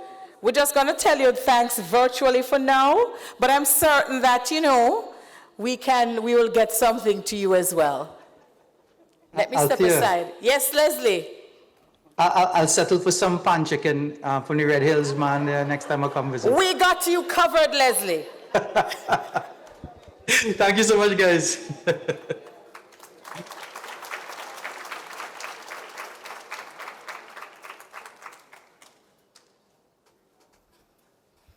Thank you so very much. And let me just allow you to make your way from stage. You're welcome. It was a pleasure to have had you. And now, ladies and gentlemen, we're just keeping this good session going. This one was fast, applicable, sexy, and topical. And now we're moving into a session that will help us to build capacity for performance excellence in the public sector. We're going to invite to introduce our next presenter, Melody Palmer, who is a risk management professional, and she is the Modernization Projects Coordinator in the Office of the Cabinet. Ladies and gentlemen, put your hands together and make Melody Palmer feel welcome. Honorable Xavier Main, State Minister in the Ministry of Finance and Public Service, permanent secretaries, heads of entities, members of the judiciary, colleagues, specially invited guests, ladies and gentlemen, good morning. It is my distinct honor and privilege to introduce the amazing Ambassador Joan H. Underwood. Ambassador Joan H. Underwood is the author of Manager's First Aid Kit, a practical guide to remedy the 3 most common managerial challenges. Manager's First Aid Kit has been described by Business View Caribbean as a true gem and a quintessential guide for newcomers to succeed in a managerial capacity. The book has also been resonating with entrepreneurs and more experienced managers, one of whom had this to say, and I quote, "I have become a more focused leader. It has enabled me to be a better decision maker personally and professionally," end of quote. Ambassador Underwood's body of published work also includes a series of technical papers published by the Inter-American Development Bank on the state of the civil service in 6 CARICOM countries, including Jamaica. Joan describes herself as a purpose-driven talent development specialist who is guided by core values of accountability, execution, and professionalism as she carries out her organizational mission of serving small to medium-sized enterprises, governments, and regional institutions, helping them develop high-performance individuals, teams, and strategies. Her professional designations include Master Trainer, Professional Coach, Certified Change Practitioner, and Certified HR OD Practitioner, and she is a past president of the HR Management Association of Barbados. Ambassador Underwood's contribution to the field of HR within the Caribbean led to her selection as a 2023 Regional HR Champion during the HR Management Association of Trinidad and Tobago's Legacy Awards. Ladies and gentlemen, she's the first individual to receive this award.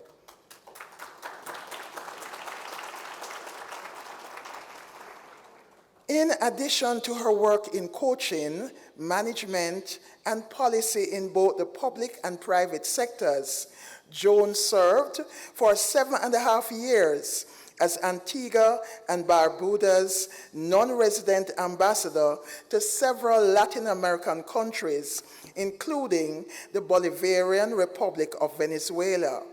She also served as a Chief Implementation Officer in the Office of Prime Minister, Dr. the Honorable Winston Baldwin Spencer. Joan's leadership journey is featured in Championing Women Leaders as one of the 27 case studies of outstanding women leaders in the Commonwealth, and that's found in the work done by Jivraj and Chisholm in 2015. Ladies and gentlemen, please help me give a warm service excellence welcome to the amazing Ambassador Joan H. Underwood.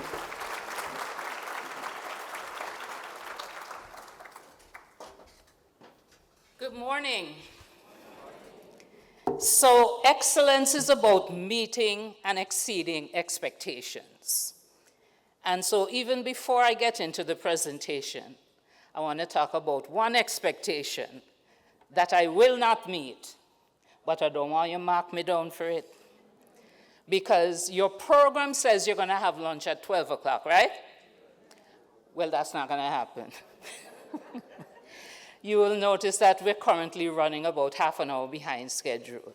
So is not that a trying to keep you from your lunch? My commitment to you, so we are readjusting expectations now.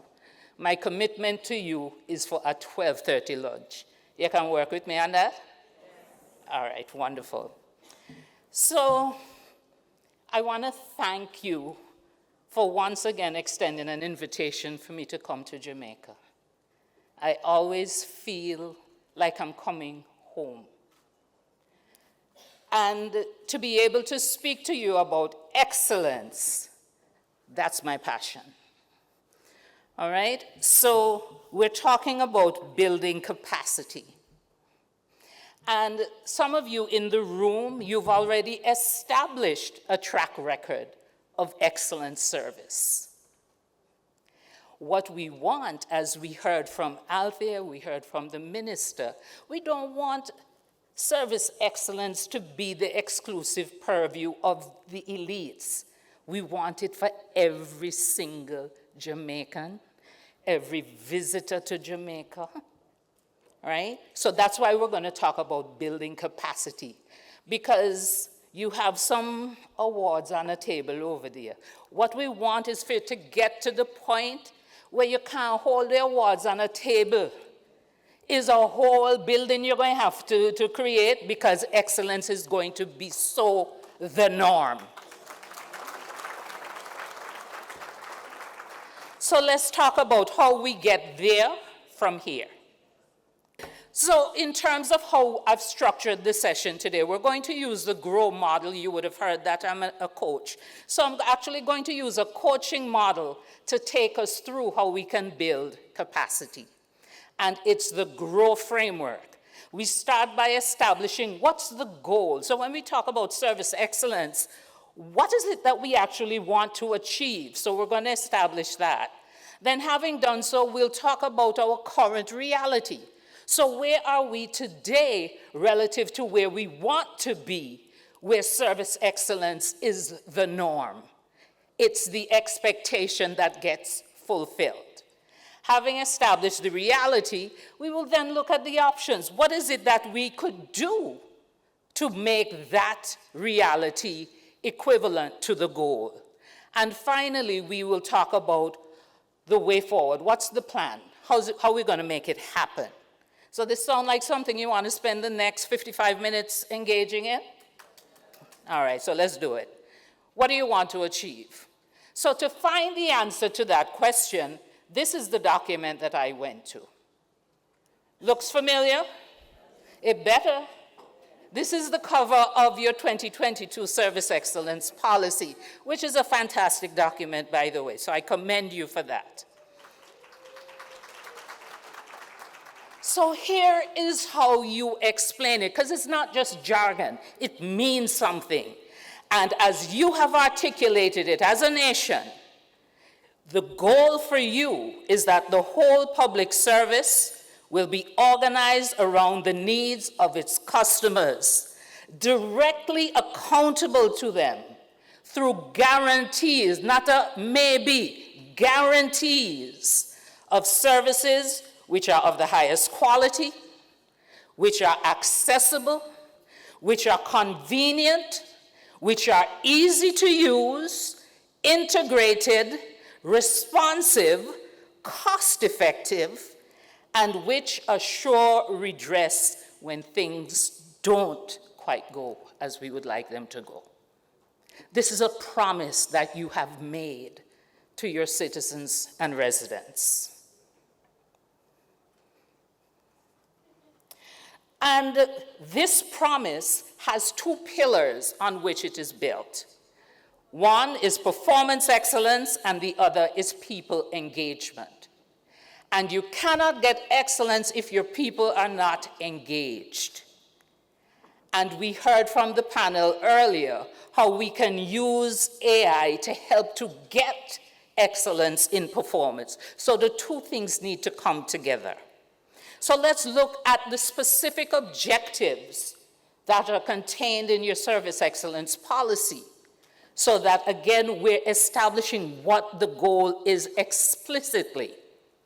So when we're talking about people engagement, we're talking about a philosophy that permeates throughout the public service that ensures that both internal and your external customers are involved in a process of dialogue and partnership, not just for implementation, but starting at the design phase.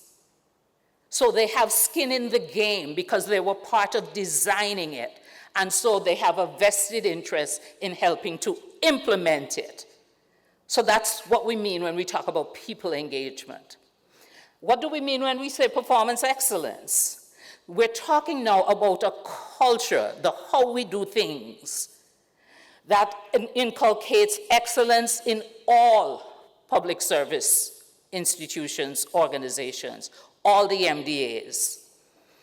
So we need performance standards, we need to enhance our capacity, we need to promote excellence, and we have to have, very importantly, effective systems of managing and for accountability. And we're going to take a deeper dive into what exactly we mean by accountability, because it doesn't mean throwing people under the bus. There's a difference. And I have to tell you a story. Someone mentioned, Prudence mentioned earlier, that she's a graduate of the Caribbean Leadership Project, their leadership development program. I was the regional manager for that program. And I remember one cohort, and if my memory serves me right, it probably was a Jamaican who asked me this question. So I said, John, why you don't develop a module called Leading from Under the Bus? And of course, we had a chuckle. I was like, why? They say, has the political directorate left the room? She said, them politicians always throwing us under the bus. So we might as well just stay under there and learn to lead from under there. All right, but that doesn't happen in Jamaica. So, recognize this lady? All right. So I'm from Antigua and Barbuda, but I happen to live in Barbados, married to a lovely Bajan man, and this is my prime minister. So when we ask what is the goal of public service excellence, I'm going to take two examples, lived examples from Barbados to illustrate the point. I'm also going to touch on some that the minister mentioned earlier today. So from around 2014, I used to be in and out of Jamaica all the time, okay? I'm starting with your example first with Pika. And I came to Jamaica so often that I had a good sense of the engagement with your immigration people. And I actually had a conversation with mine. I said to them, oh, you're working with immigration? And they say, yes. I said, I can see the difference.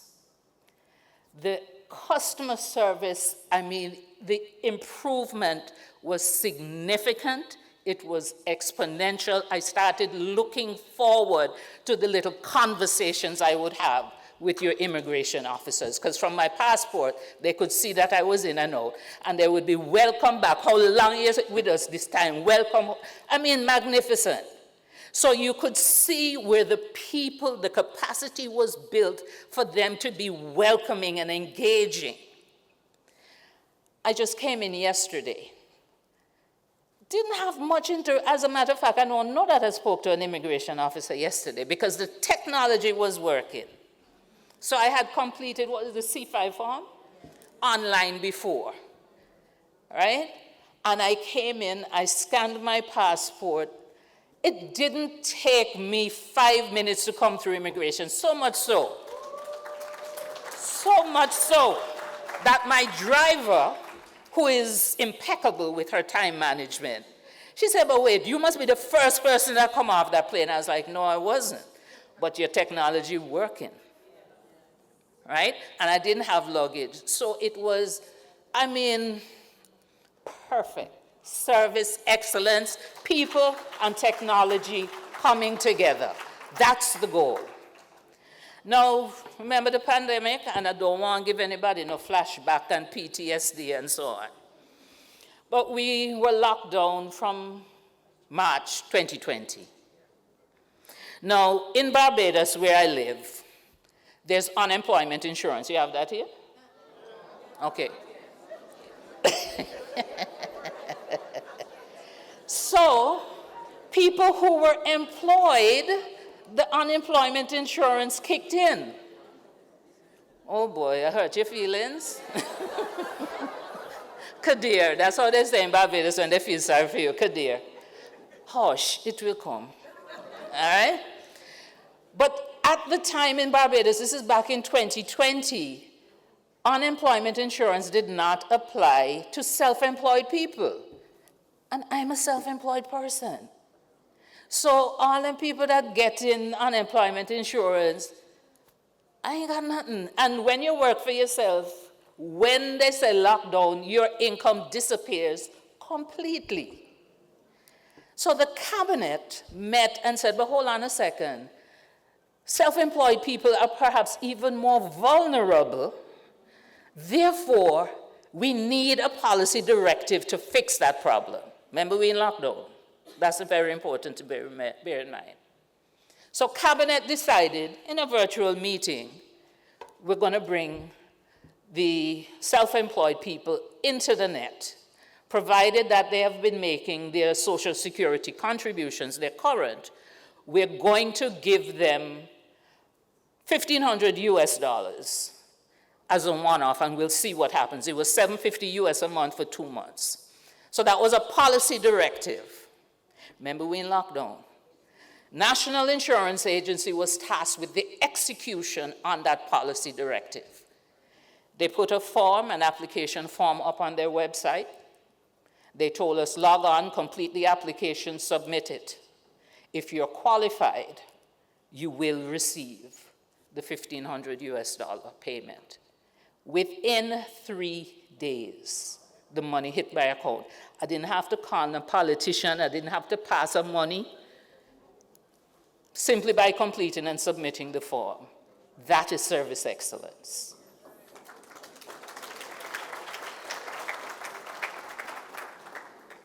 Another example, and this is the coherence of national development policy. You know, Prime Minister Motley is very big on climate change and, ensuring that we mitigate risks.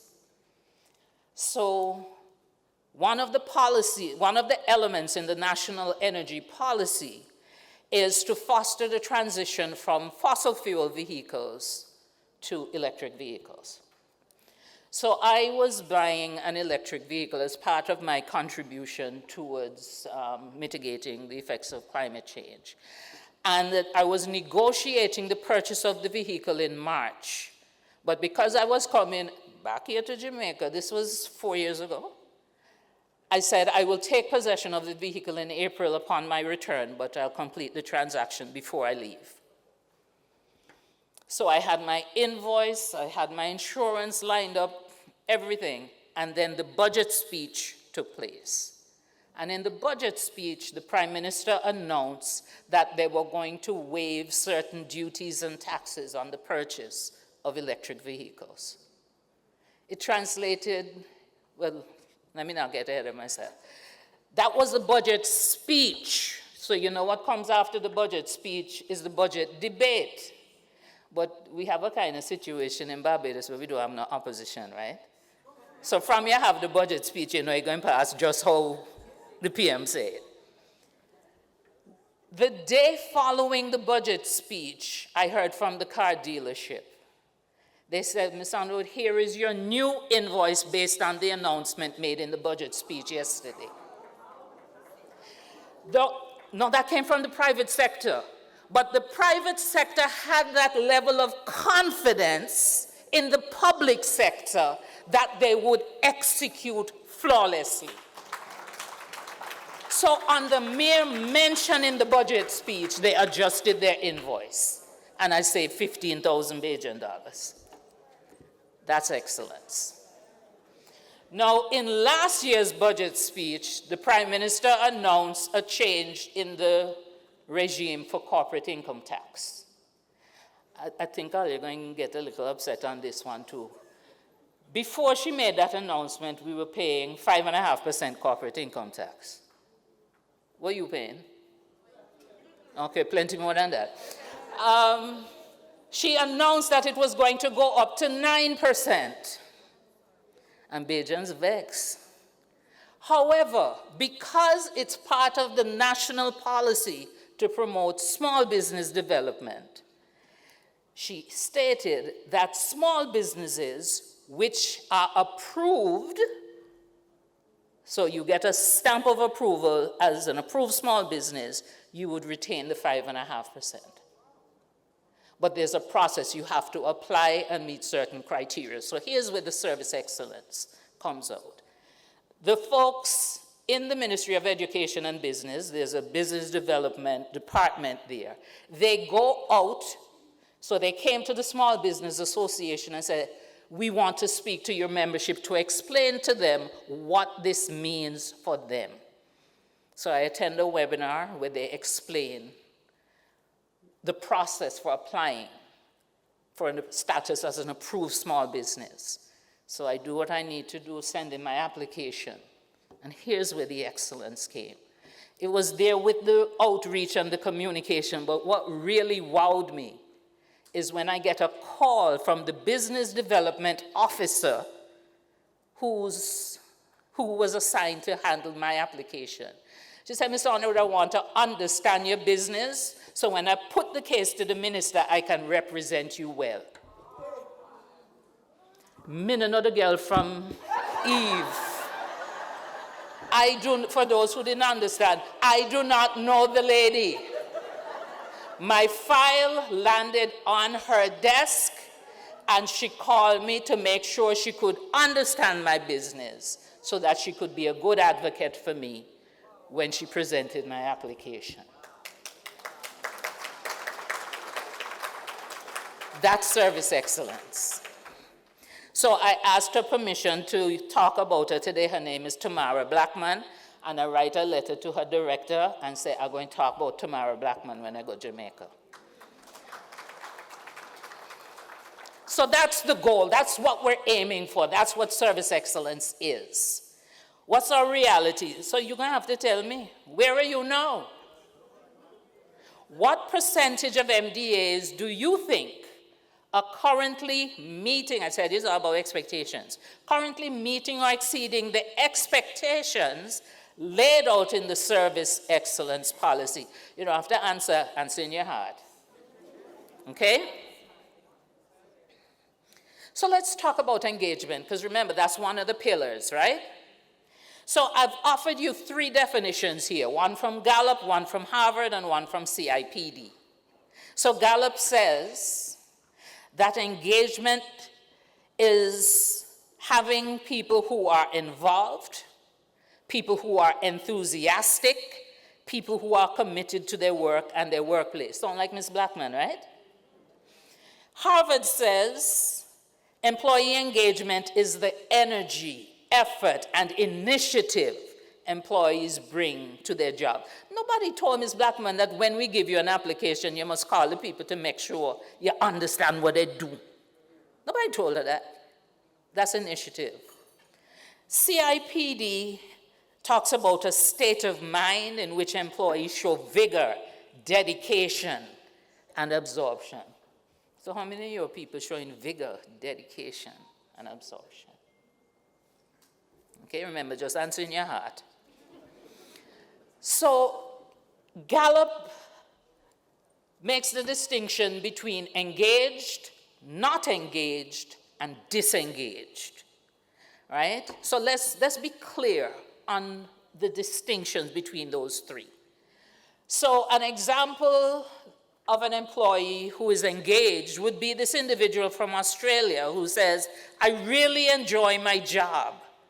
I think I work with really, really fantastic people, and the work that we do is really, really meaningful. You see how many times they say really? That's enthusiasm. That's an engaged worker. How many of your people, again, answer in your heart. How many of your people are engaged? All right, next one, not engaged. So this not engaged worker from India says, I get in a salary from this work. So I have to do it. But there's a bit of boredom in doing the same work every day. That person is not engaged. If Ms. Blackman was not engaged, because my application wasn't the only application that landed on her desk, she would have looked at the form. Well, you know if this one going to go through, but I'm going to pass it. Okay? Not engaged. But this one here, you see, the actively disengaged. This is how they show up to work. I could push it, but I'm so frustrated with the way things going around here. You know what? I am going to do absolutely nothing. They show up, you know. And even if I don't know exactly which MDA you're in, I already know you have some of these people in there. Why? Because the statistics tell me, the probability tells me that you do. And we're going to get to the statistics. So Gallup does every year this survey, which leads to the State of the Global Workplace Report. And Jamaica has been participating in this survey for a while now. So these are the most recent results. So it says 2023 global results. These results would have been published in 2024. So they publish the report around the middle of each year.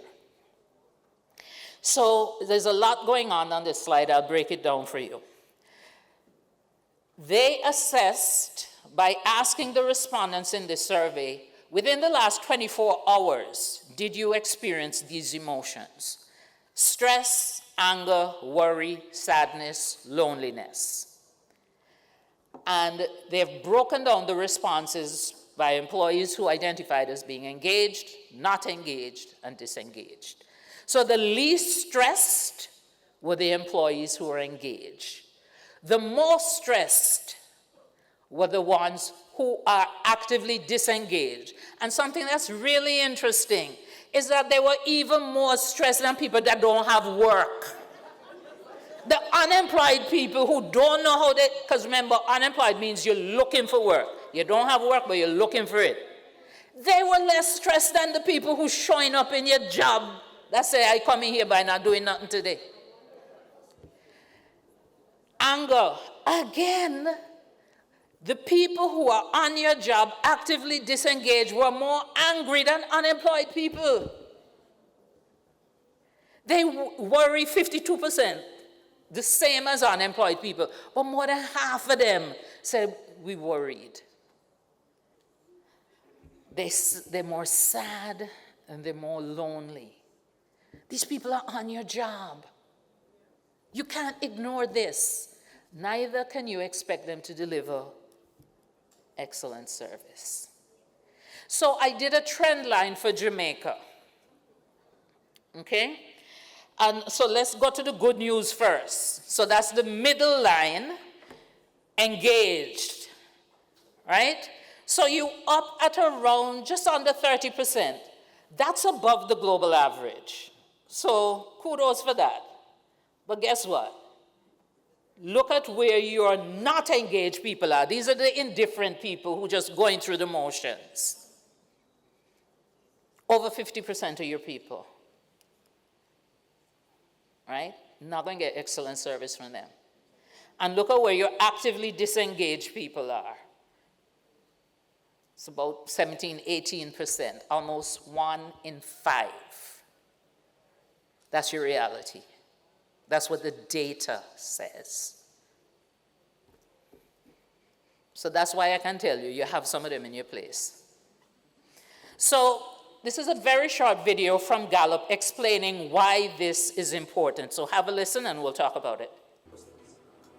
When employees are engaged, when they have those engagement elements going right in their lives, they have higher autonomy, they have higher ownership for the organization, they put in more discretionary effort. We found even in past recessions, engagement was an even stronger predictor of performance. And so there's an element of resiliency. Employees who are engaged are more resilient. They fight through tough times with you. They keep your organization going at a high level, even during those tough times. And they thrive during the good times, even at a faster pace than your competition. So I would think of employee engagement as a competitive advantage, as something that says something about your employment brand and your culture. When you have an engaging culture, we all know what happens inside organizations leaves organizations very quickly now through social media and other forms.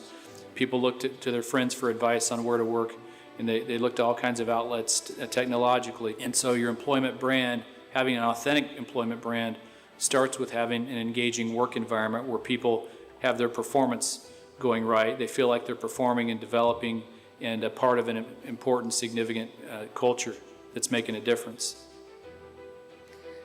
So engagement is a competitive advantage. And if there's anyone in the room who thinking, man, we're government, we don't have to compete. You're competing for workers. You're competing with the private sector. But I know Maria is very conscious of this. Even perhaps more importantly, when it comes to strategic workforce planning, you're competing internationally because GOJ spend good money, train up the people, and then Canada, the USA, Europe, they say, man, we will break the bond, we will pay it for you. And they steal your people. So you need to ensure your people are engaged. All right? So what do you get from engaged employees? You get discretionary effort. So I draw your attention to the right side of the graph. You'll see two trend lines. The bottom line, the red line, is what you have to do, the minimum requirement for you to keep the work. So when they first hire you and you're going through onboarding and your probationary period, they don't expect you to have optimal efficiency because you're learning how the thing go, right? So you're going through your learning curve and it comes to a point where they will hold you accountable if you're not delivering that minimum. The upper line now is the want to do curve. And the difference between those lines is discretionary effort. That's the going above and beyond because you believe in this. This is why Ms. Backman pick up the phone and call me. That's discretionary effort. That's service excellence. So you want your people to want to be on that upper line, not on what's the bare minimum I need to do to keep the job. So going back to Gallup's research again, compared to your global counterparts, on average, Jamaicans are more sad. Your rate for people saying within the last 24 hours I felt sad is 26%. The global average is 22%. You're less stressed though. 35% of you said that you were stressed the day before. So that's the Yaman philosophy. Okay? But you're more angry.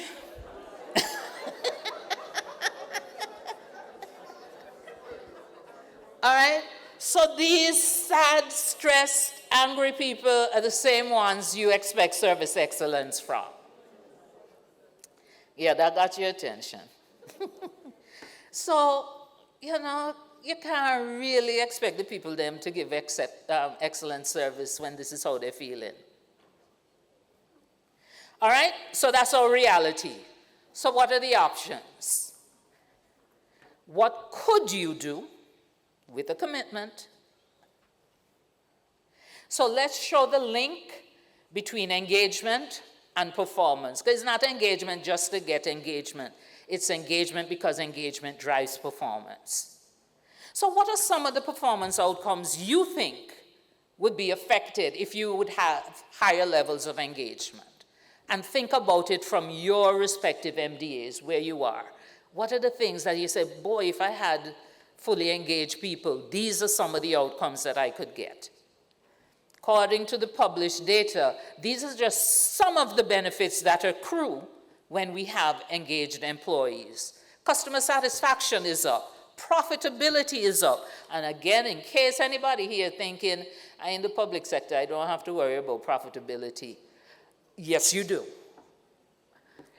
But you call it something different. You're talking about efficiency. All right? It's the ratio of your inputs to your outputs. Okay? Productivity, again, related inputs to outputs. Employee turnover. And by the way, you see those actively disengaged people, they're not likely to go anywhere because they're getting a paycheck.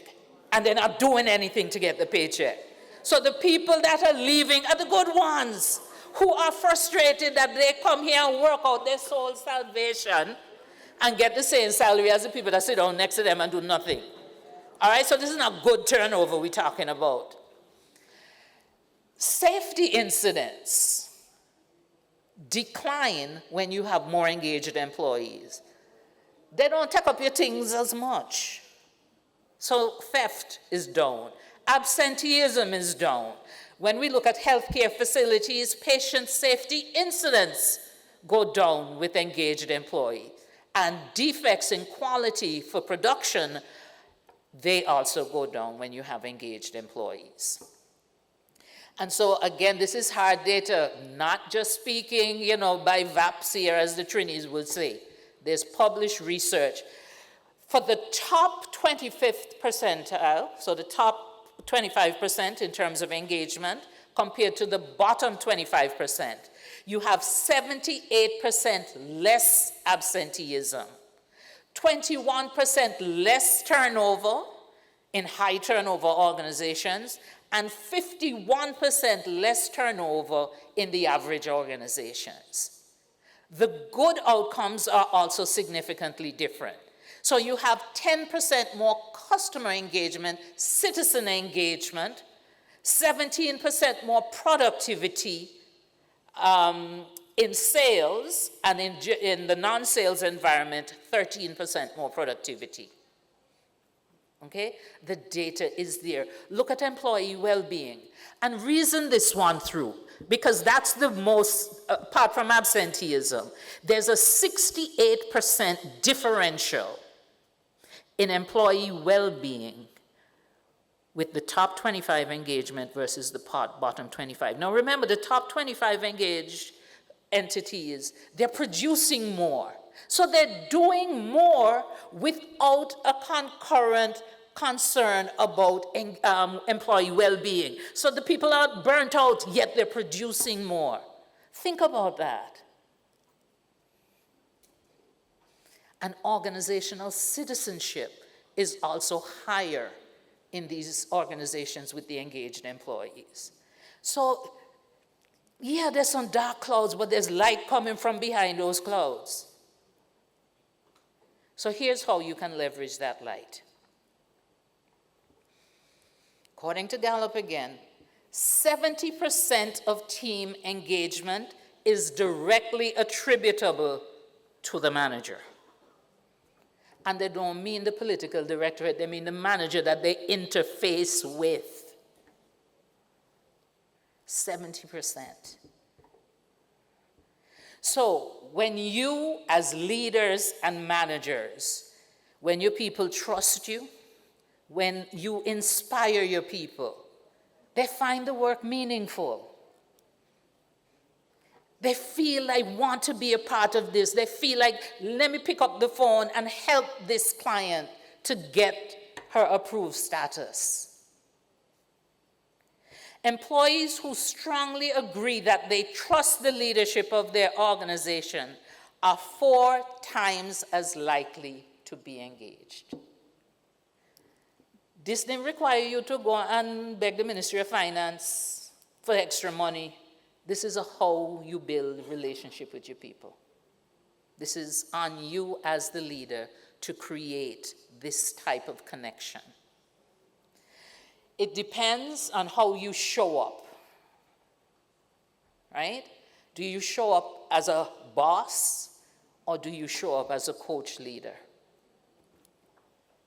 And what do we mean in terms of the behaviors? You see this command and control thing? I don't know if any of you in here from JDF, but I know all of you in here not from JDF. So the command and control thing, that's not the way to go. All right? And so because I have a commitment to get you to lunch, I'm not going to go through to each of the differentiators, right? But the presentation has been made available and can be circulated. All right? Now, if you're not persuaded yet, maybe this graph will get you there. What we see on this graph are the trend lines dating back from 2006 to 2023 for engagement levels. The global average is the lower line down at the bottom, and in case you can't see it good, last year's average was 23% engaged, less than 1 in 4 engaged globally. But look at the line up at the top, the green line. That's in the high-performing organizations with engaged employees, and their rate was 70%. So between 23% and 70% is value that you can claim, but you're leaving on the table if you don't do the work to ensure that your people are engaged. You understand what I'm saying to you? So this doesn't, for you to gain that discretionary effort, you don't need nothing from the Treasury. You need it from you in terms of how you lead your people. All right, so we did the goal, we did the reality, we did the options. Let me see if I can persuade you about the way forward in terms of specific actions that you can take. So what will you do? And we heard already, action changes things. So this is a call to action. So here's the formula I'm presenting for your consideration, for you to drive engagement and ultimately service excellence.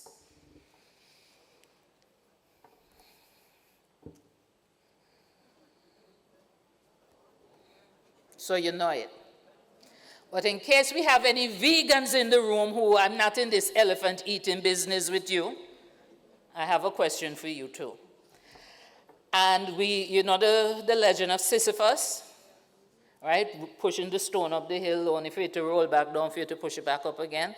All right, so if you're not into elephant eating, these are the things that you need to get the gains that we're talking about, this value that's currently being left on the table. Perseverance. It's not a once and done. I've been coming to Jamaica now for 11 years about supporting the government with its public sector modernization initiative. And I've had people say, but wait, they can't finish yet.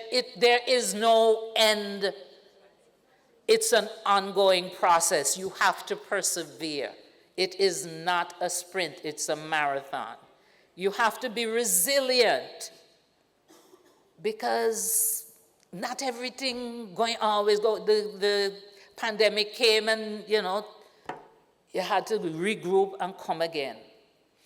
All right? You have to find meaning in what you're doing, and meaning that feeds your soul and will resonate with your people.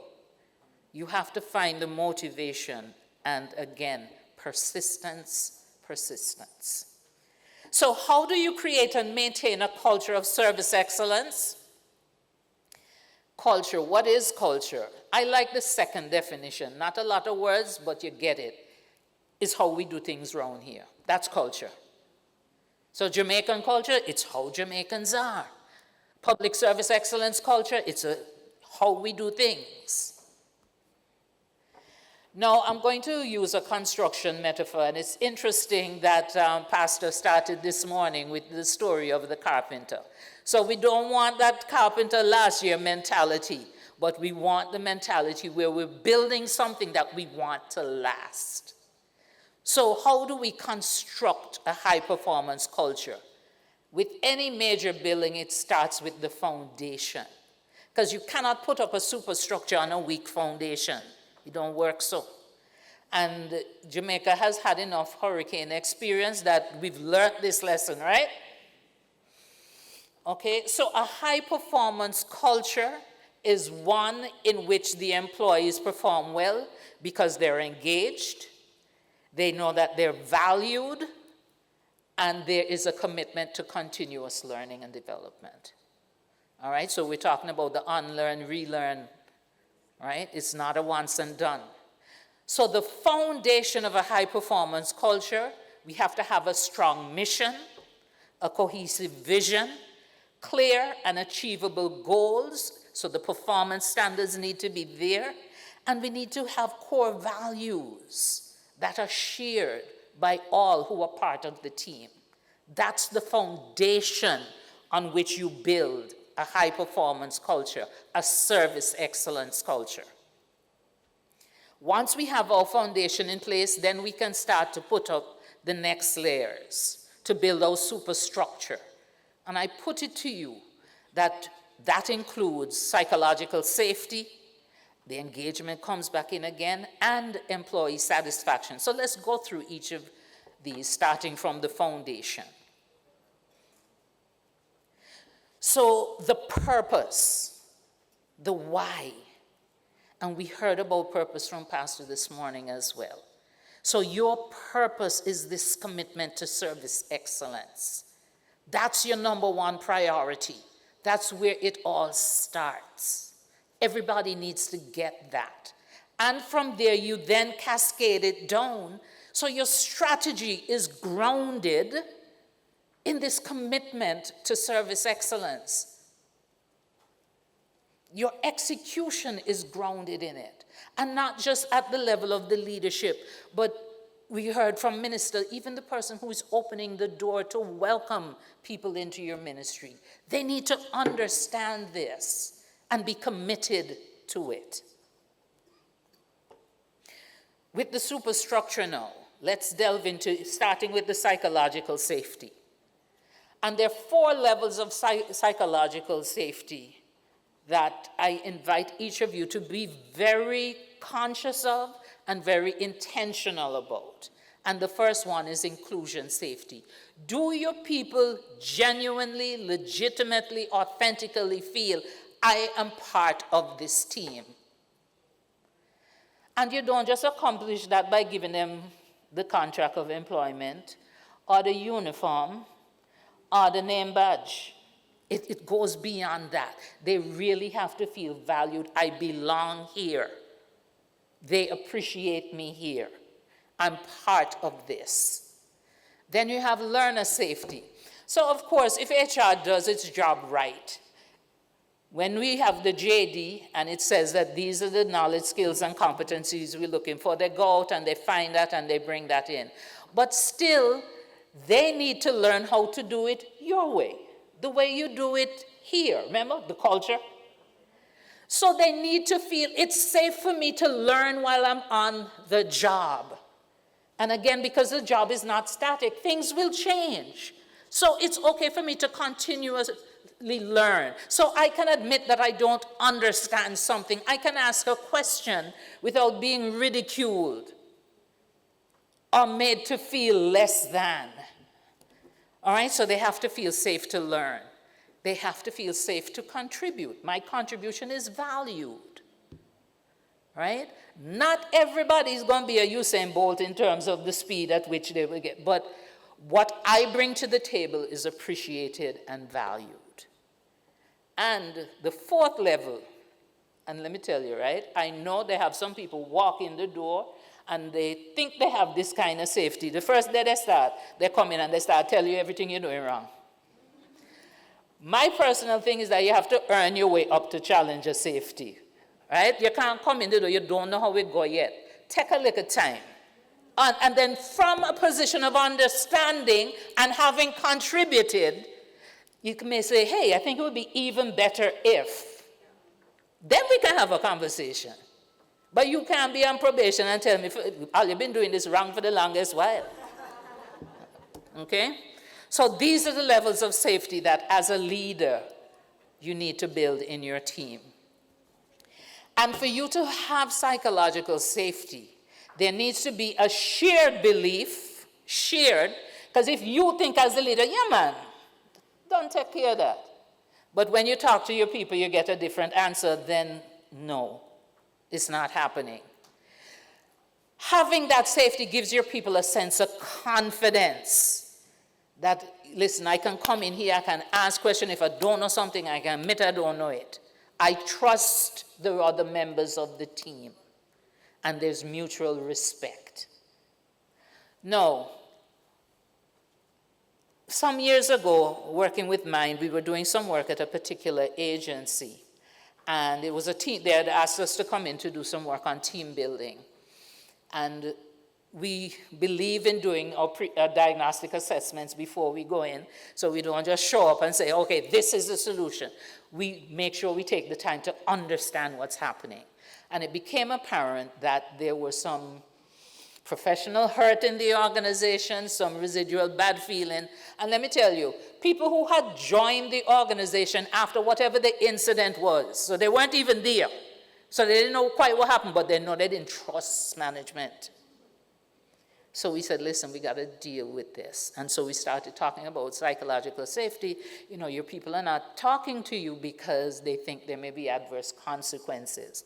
And I remember we got some pushback because of a lack of understanding of this diagram, because the leadership thought that psychological safety meant that you let the people and then do whatever they want to do.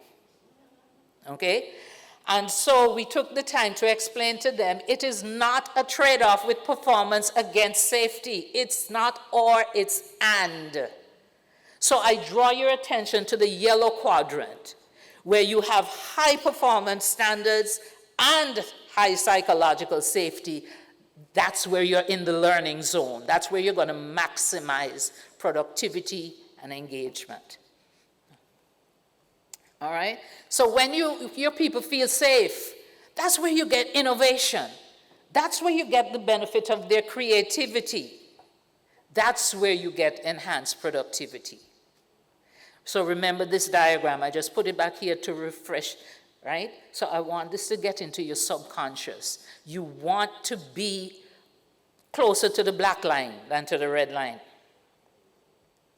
So here's the theory of change. Employee engagement predicts a number of key performance outcomes. We agree on that, right? Statement of fact. Managers are largely responsible for the conditions that drive engagement. We agree on that. Statement of fact. Therefore, by understanding the factors that drive engagement and ensuring that we equip our managers, because they account for 70% of it, we can then improve the business performance. We can get to service excellence. I put it to you, this is how we get there.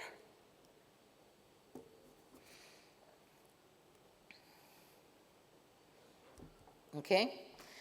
There's another study that says, Gallup says 70%, there's another that says up to 84% of how employees feel about the company is based on the relationship with the manager.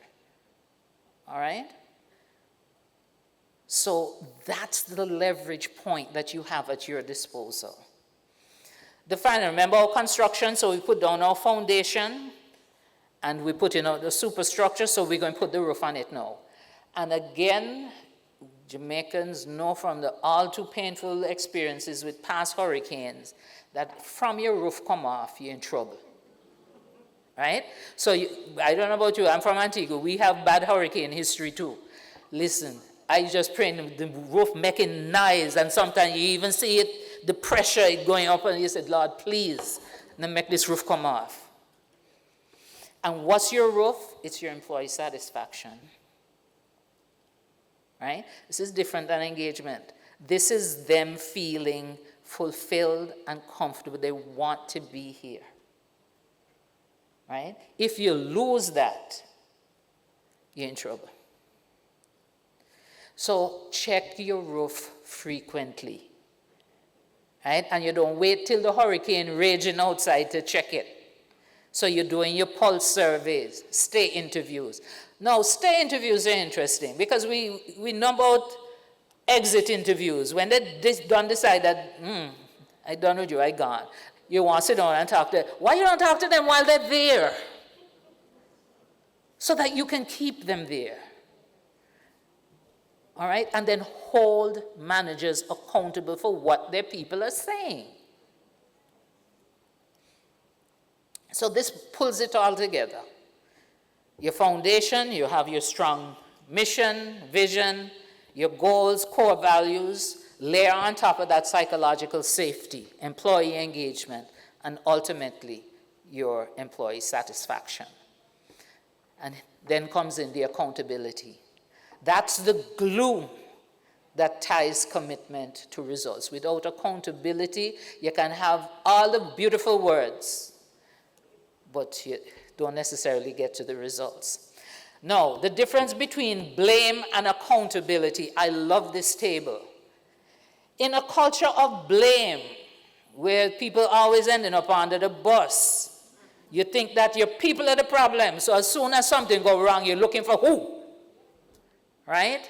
You also think that problems are headaches, as opposed to problems being perceived as learning opportunities. Your people in a culture of blame, they don't want to admit they're wrong at all, because you bury the problem and the people who created the problem. Right? Whereas in a culture of accountability, you're still learning. Everybody's on a journey. So what can we learn from what just happened? So how do we move forward in a way that we mitigate against that particular challenge manifesting again? Culture of blame focuses on who is wrong, finding fault, assigning punishment, throwing them under the bus. Culture of accountability focuses not on who is wrong, but on what is wrong. We find the facts and we look to improve our future results. In a culture of blame, you hide problems, you name and shame, and there's no place for trust there. Whereas in a culture of accountability, you actually surface problems. People will draw things to your attention. You learn from your mistakes, and the people trust you and each other. So here we have it. The goal, the reality, the opportunities, and what you will commit to doing. Questions, comments. And I have a little brata for you at the end. Now, you know what brata is? Okay, so if you want the brata, let's take our questions and then we get the brata before lunch. Thank you.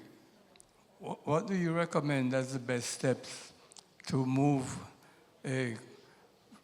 from a culture of blame to a culture of accountability and getting managers responsible for taking this responsibility for a turnaround?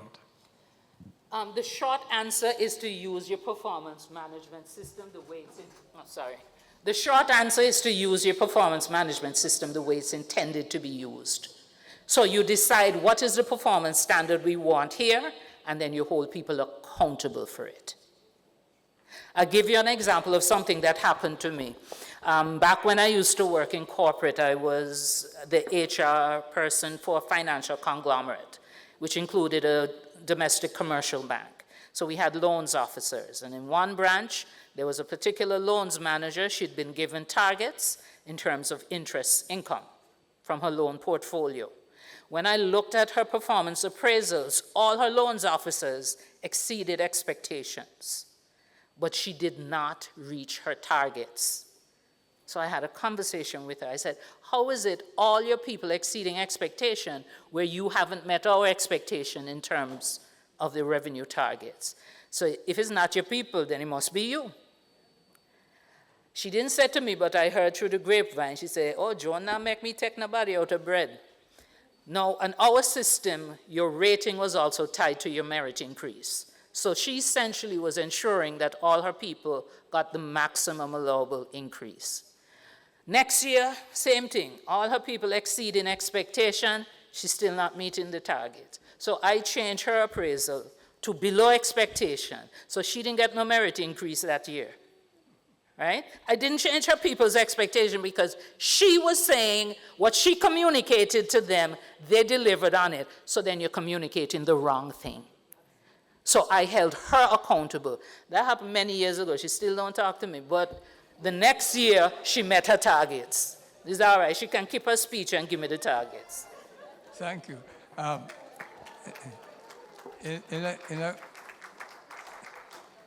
In a culture of extreme toxicity, what would you, and bearing in mind that there's both factors of intentionality and fixed attitude, what would you recommend to adjust the mindset of those involved, including both managers and employees? Okay. I love that question. As a coach, I said to my coaching clients all the time, for behavior change to be sustained, it has to begin with a change in mindset. So I love that you asked, not about the change in behavior, but the change in mindset. All right? Because unless you start thinking differently, even though you change your behavior for a while, you're going to revert. So it's important to unearth the underlying mindset and to kind of dismantle that and replace it with one that is more constructive, is more conducive to what you're seeking to accomplish. Having said that, I choose to believe that every behavior, even dysfunctional behavior, comes from a place of positive intention. Okay? So even if you think about people who abuse drugs, they want to feel good. So that's the positive intention. The behavior is dysfunctional. So how do we take the positive intention and find a productive behavior to support that intention? So the same principle applies. As we seek to dismantle the dysfunctional mindset, what is the positive intention, and how can we come up with productive behavior to get us to the positive intention? So this is not just talk for talking's sake. This is a call to action, and we heard that from the minister. Thinking about it is important, but just thinking about it is not going to change it. It's action that changes things. So there's a book that I read many, many years ago. It's about a voyage to Antarctica that, it was a cataclysmic failure. The ship got stuck between the ice and broke up, right? But there's some amazing leadership lessons from there, and they're summarized here. You need to have vision, which is the long-term orientation, but you also need quick wins to keep your people motivated. You need symbolism. So you see today with this awards ceremony, that's important symbolism. But you also need subtle acts that are ongoing. Oops, sorry. Went a little too fast there. You need optimism as a leader, but you also need to be realistic.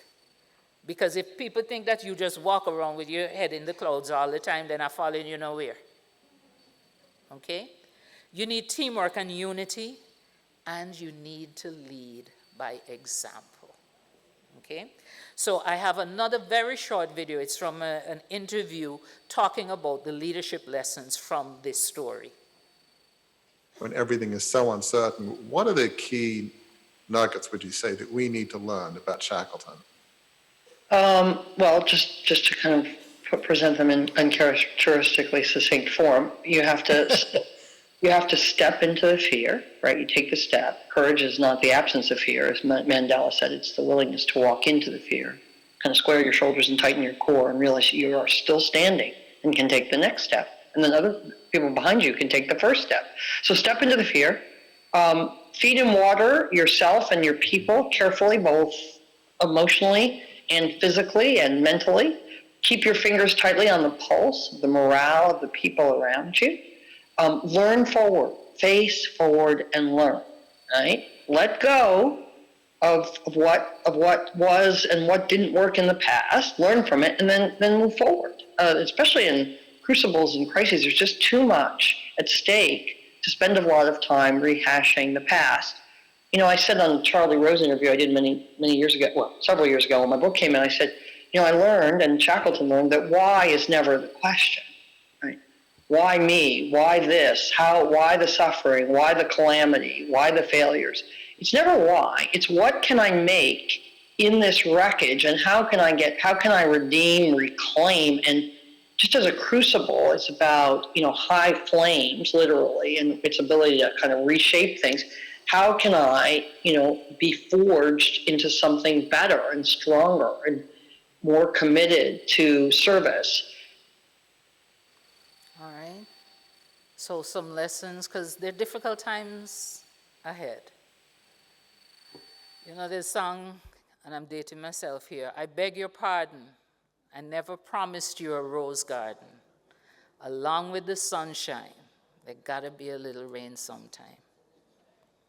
So prepare for rain. It's not gonna be, mixing my metaphors here, it's not gonna be all smooth sailing, but don't throw your hands up, persevere. Thank you very much.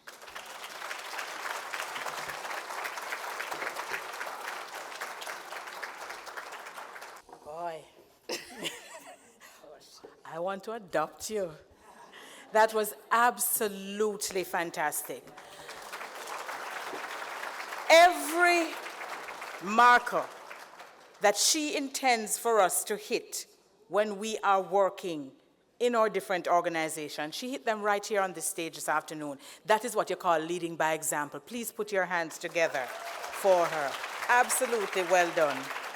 I beg your pardon. I never promised you a rose garden. I know it. That ages me too. Ladies and gentlemen, we're going to invite now to make a special presentation to Ambassador Joan Underwood for this amazing presentation, Ms. Grace White. Grace?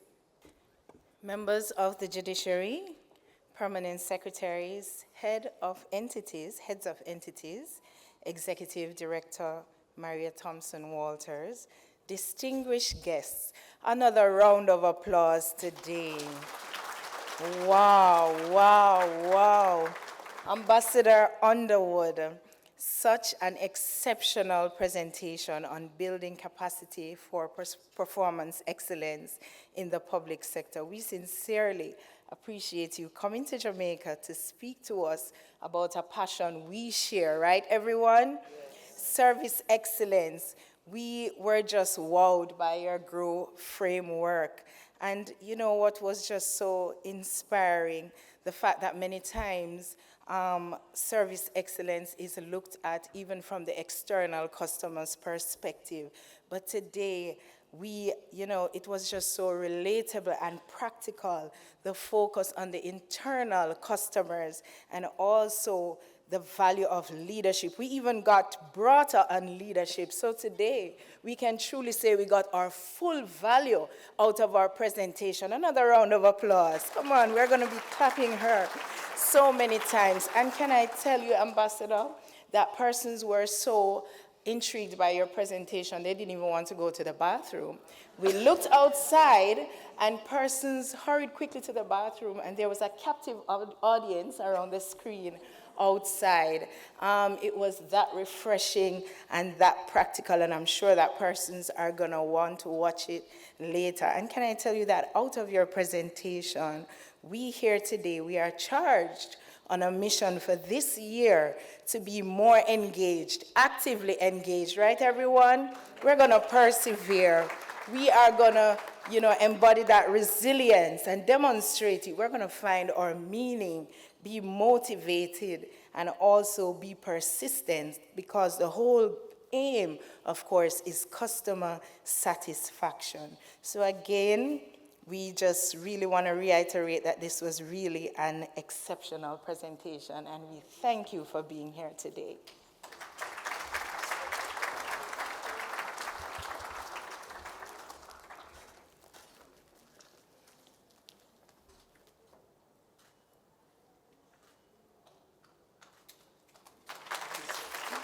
Thank you, too.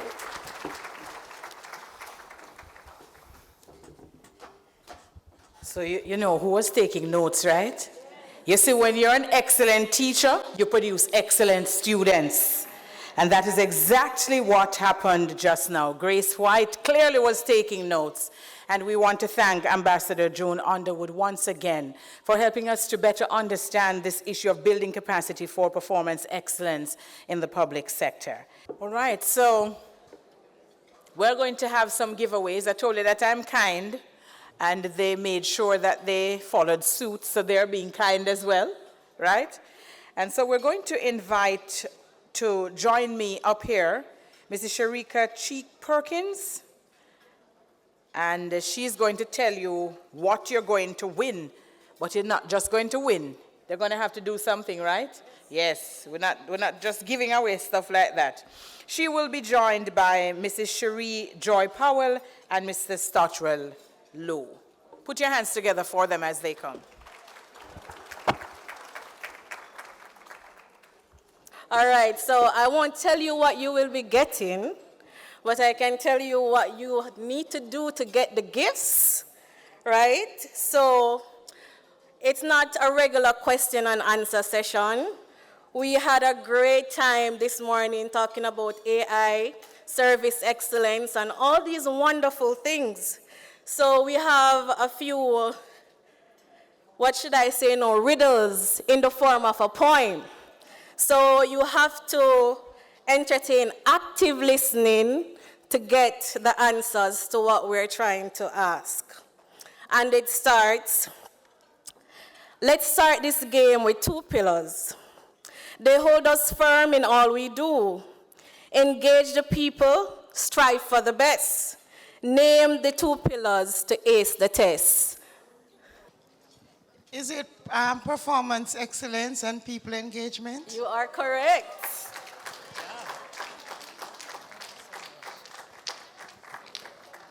All right. So, in the year of change, a policy was born. July 2022, it began to transform. Service excellence took its place. When was it launched to lead the race? Yes? Wait, the lady in white? No.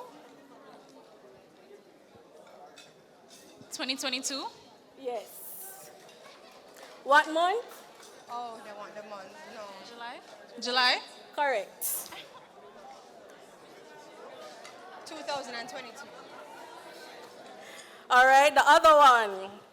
5-dimension guide our way to serve the people every day. Count them well. Don't miss a cue. How many are there? Give us the view. What are these 5 dimensions?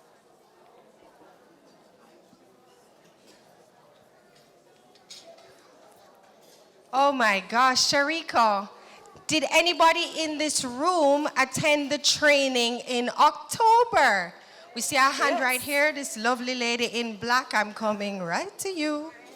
Are they perseverance, resilience, finding meaning, motivation, and persistence? No. Oh, a 5 then. Well, I know that there are a few ministries here who are very active in the program, so I am expecting to see some hands very soon. Shariko, over here. Responsiveness, reliability, access and facility, communication, payment process. Correct.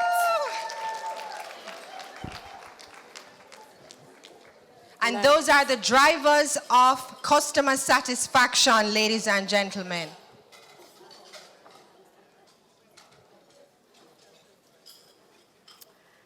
A special month we celebrate. With service goals, we elevate. It comes with joy, and it's truly great. Which month marks this annual day? I'm so sorry. This hand went up first. So before... October. What you say, Sharika, she not letting you finish? All right, no, Georgia, we have to make sure you finish. No, make sure you finish, man. Make sure you finish. What you say? All right. Go. Should I say the month? Yes. It is October, my month. All right, All so right, I'm asking... Congratulations. I'm asking everybody who have gotten it correct so far to just make your way to the stage to collect your prize, okay? Okay, so 2 key guides were shared this year to the public servants far and near. Engagement and standards to make us proud. Name these guides and say them loud. Mrs. Marjorie Johnson, please put down your hand. The Chief Technical Director of the PSMD is not allowed to enter. All right, I see a hand here, lady in the black jacket. Minimum service standards and the people engagement guideline. Okay, nice. Yes, Lorianne. All right, so we had a wonderful presentation by Ambassador Underwood. Don't you agree? Yes. All right, so with that said, service excellence, a standard so fine to meet the needs of yours and mine. A definition clear and concise. What's the meaning? And please be precise. This hand here, this hand here. I'm coming to this lady in the lovely white jacket. No, I can't believe you. Come, try. It's about going above and beyond with what we do to serve our customers. Oh no, it said be precise, be precise. But you're very close. Yes, let's try here. All right, so we have to take the steps with grow. So it's a framework. You have to think about the goal, what you want to achieve. You have to think about the reality. Where are you now? Also think about the option. What could you do? The will. What will you do? Or what is the plan? Wow, Sharika, she was so eloquent. However, that was beautiful. What's your name? Kiba Graham. Okay, thank you so much, Kiba. Sharika, she was close. She was. But not quite. We are looking for the definition There's of one service over excellence. here. Somebody up here? Oh, yes, I'm so sorry. And look, I was going to bypass you. Hello, so in essence, it's being citizen-focused, meeting their needs and expectations, right, by producing what we say that we're going to produce within a specific timeline, so it's meeting the service level agreements and honoring those commitments. Boy, Shariko, it's not the definition, you know, but she was very close. I think someone over here. Let me hear from my madam moderator. What are you saying, Mrs. Yes. Perkins? Try one more person. One more person? All right. The delivery of service that meets or exceeds customer needs and expectations while providing value to citizens. Correct. Oh, wow. You know, Sharika, can I ask, Mrs. Perkins, Yes. can I ask that the lady in the white suit who said something very similar, can she also get a prize? Yes, she This can. is service She can. excellence. She Yes. can. You are very, very correct. I'm going to invite you to come up as well. We're going to find a prize for the both of you. Last question, and that's it for the day. To elevate and strive to be the best. This theme inspires every quest. With service goals, we reach the height. Using the theme for 2024 was a delight. Good afternoon, everyone. Good afternoon. Our theme for our last customer service week was elevating service above and beyond. Give him a round of applause. Didn't I tell you that he stood Great confidently? job, great job. Wow. Congratulations Wow, to all wow, the wow. winners. Thank you for your time, everyone. Riddle me this, riddle me that. Guess me this riddle and perhaps not. Who's gonna win this afternoon? Do you know? Everybody, because everybody is a winner. Thank you so very much. Well done, Sharika Cheek Perkins, Mrs. Cherie Joy Powell, Structural Low, the rest of the team. Fantastic job. Put your hands together for them.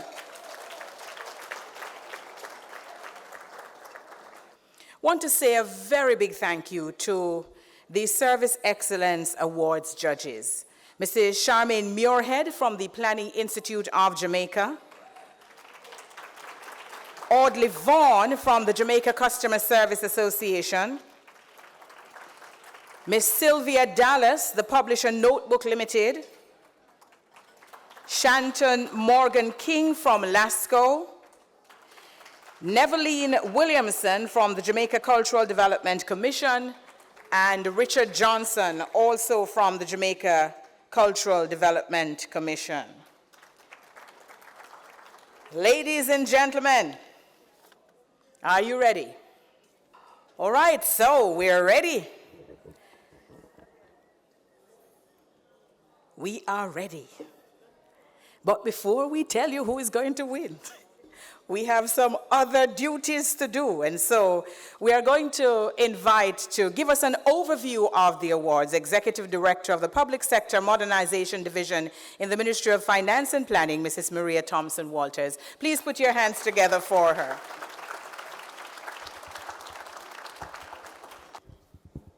Okay. Hi, everybody. Permanent secretaries, members of the judiciary, heads of entities, Ambassador Joy Underwood, awardees, colleagues, ladies and gentlemen. We have been fed today. I don't think anybody can dispute the fact that we have been fed today. We had lunch, but before we had lunch, we had two of the most stimulating presentations that I have had in a long while.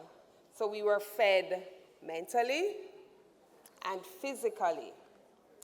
And spiritually at the beginning of the session too. Thank you for that. And so now it's time for us to celebrate. But let us be clear about what we are celebrating. These awards, sorry, I need to sort out my papers.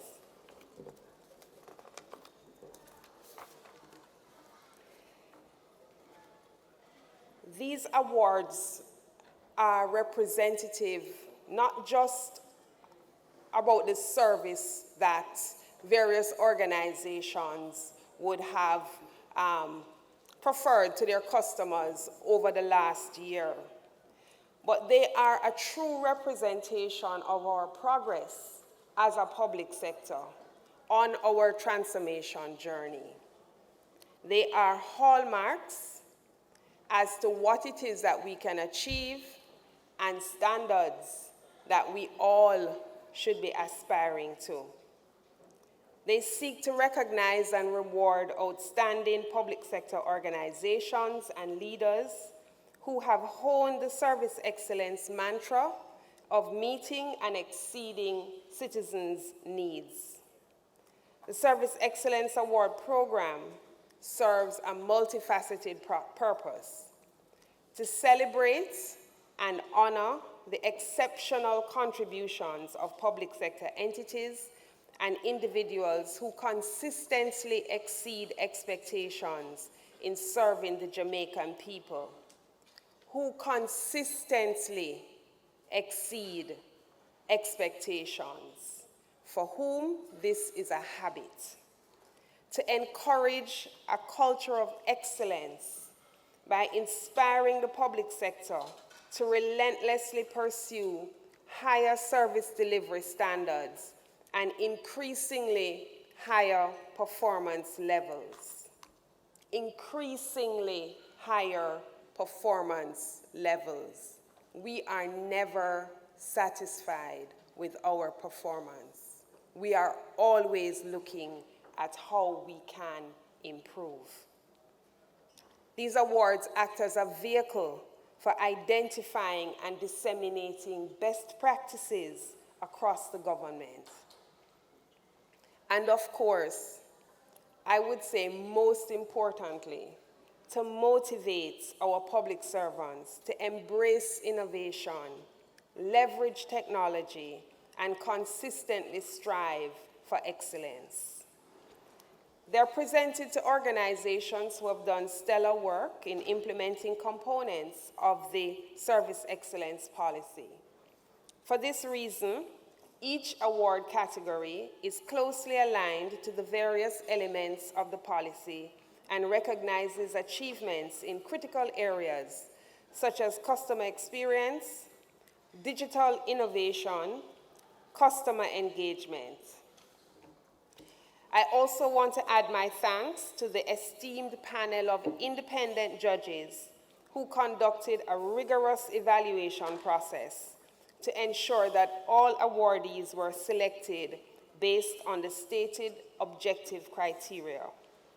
And of course, I want to thank all of the entities who actively participated, whether we win or not, who actively participated in the competition this year, It goes to show how important service excellence is to you. And those are our awards. We thank very much Mrs. Maria Thompson Walters, Executive Director of the Public Sector Modernization Division in the Ministry of Finance and Planning. I want you to stand. Stand up, man. Because guess what happened now? The people who are collecting their awards are going to need some energy to run, come up here. And I happen to know that after lunch, you get a little relaxed. So we need to do that little exercise that we did before lunch. You know, that little primary school exercise, hands up, hands down. Yes, put those hands to the back and turn them like this, and then we come back forward. Yes, man, and do like a twisting too, it's good. All right. Are we ready? All right, you may now sit because you're ready. I get a feeling that you're ready. All right, ladies and gentlemen, so the first award that we are going to present today is a very special award. It's special recognition of the Management Institute for National Development, MIND.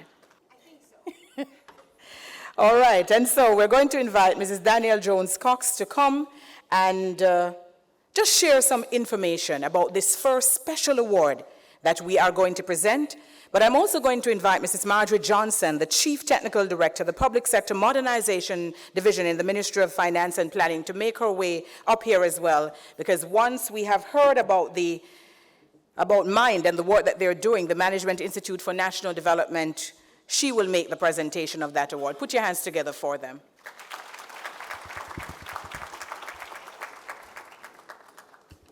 Ladies and gentlemen, good afternoon. I hope you've all been having a great time today, because we certainly, from the Public Sector Modernization Division, have been having a great time with all of you. On behalf of the Public Sector Modernization Division within the Ministry of Finance and the Public Service, and indeed the entire public service, I extend our heartfelt gratitude to the Management Institute for National Development for their unwavering support and dedication to enhancing public sector capability. MIND has been an invaluable partner in our journey towards service excellence. Their commitment was particularly evident during the observance of Service Excellence Month in October 2024, where the organization played a pivotal role in supporting the PSMD to deliver training on the Government of Jamaica's Service Delivery Minimum Standards and the People Engagement Guideline document.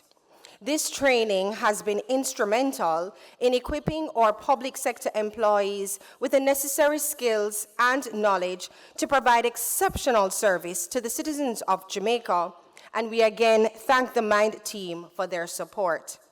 Today, as we gather for the Service Excellence Awards and Conference, we are once again reminded of the tremendous support MIND has provided. Their efforts have not only contributed to the success of today's event, but have also reinforced the importance of continuous learning and development within the public sector. I must extend a special thanks to the CEO of MIND, Dr. Ruby Brown, I don't see her now, and her dedicated team sitting here to my right. Let's clap them. Your tireless work through your organization and the continued implementation of the Public Sector Learning Framework project has significantly advanced the skills and competencies of our public sector employees. Your commitment to excellence and your passion for public service are truly commendable. As the public sector continues to move forward, we look to MIND as a beacon of excellence and a trusted partner in our ongoing efforts to modernize and improve the public sector. Together, we will continue to strive for a public sector that is efficient, effective, and responsive to the needs of our citizens. Thank you, Mind, for your outstanding support and for being a cornerstone in our journey towards service excellence.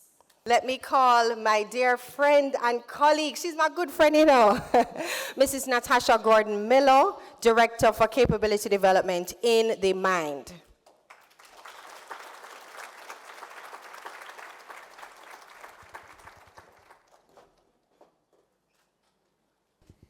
Thank you, ladies all, and put your hands together once again for the Management Institute for National Development Mind, and of course, the ministry is the Ministry of Finance and the Public Service. Let me just correct that. I do have planning on my script. However, those of you who know, you know, right? That's right, that's right. All right, so ladies and gentlemen, let us move along now. We're going to invite, before I start to give out awards, I need people to give their awards out, right? So I'm going to invite to join me Mrs. Carleen Mackenzie Spencer as we prepare to make this presentation of the Service Excellence Awards. And I know you're sitting down there with bated breath. Put your hands together for Mrs. Carleen Mackenzie Spencer as she comes.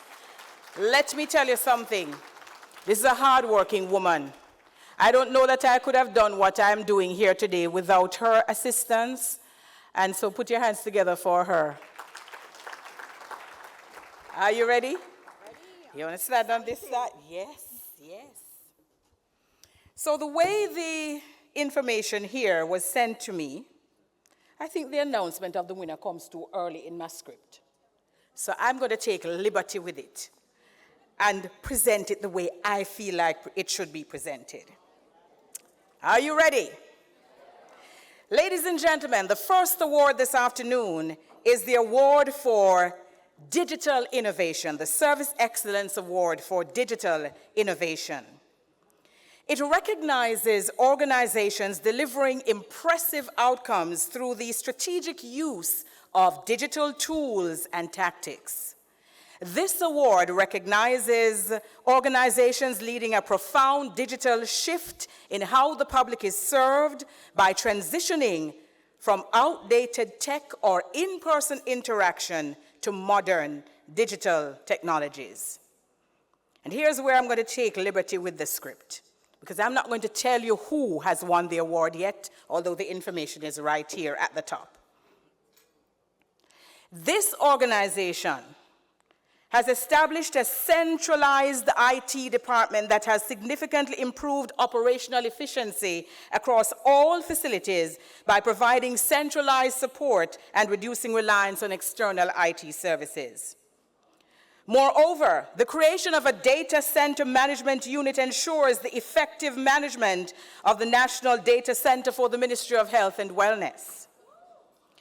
The implementation of systems such as HR, index filing, and HR travel register has enhanced data management and record keeping within the HR department. And the installation of CCTV systems in hospitals and health centers has improved security and safety for both patients and staff.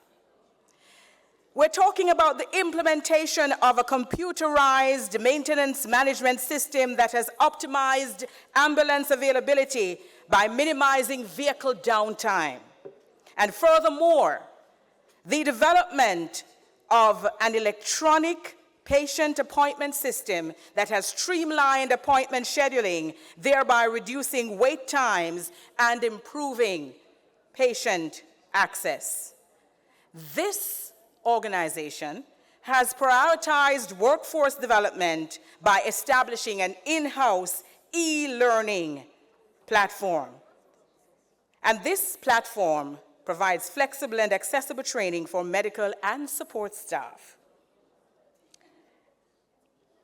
Ladies and gentlemen, please put your hands together for the winner of the Service Excellence Award for Digital Innovation, the Southern Regional Health Department, Sarah.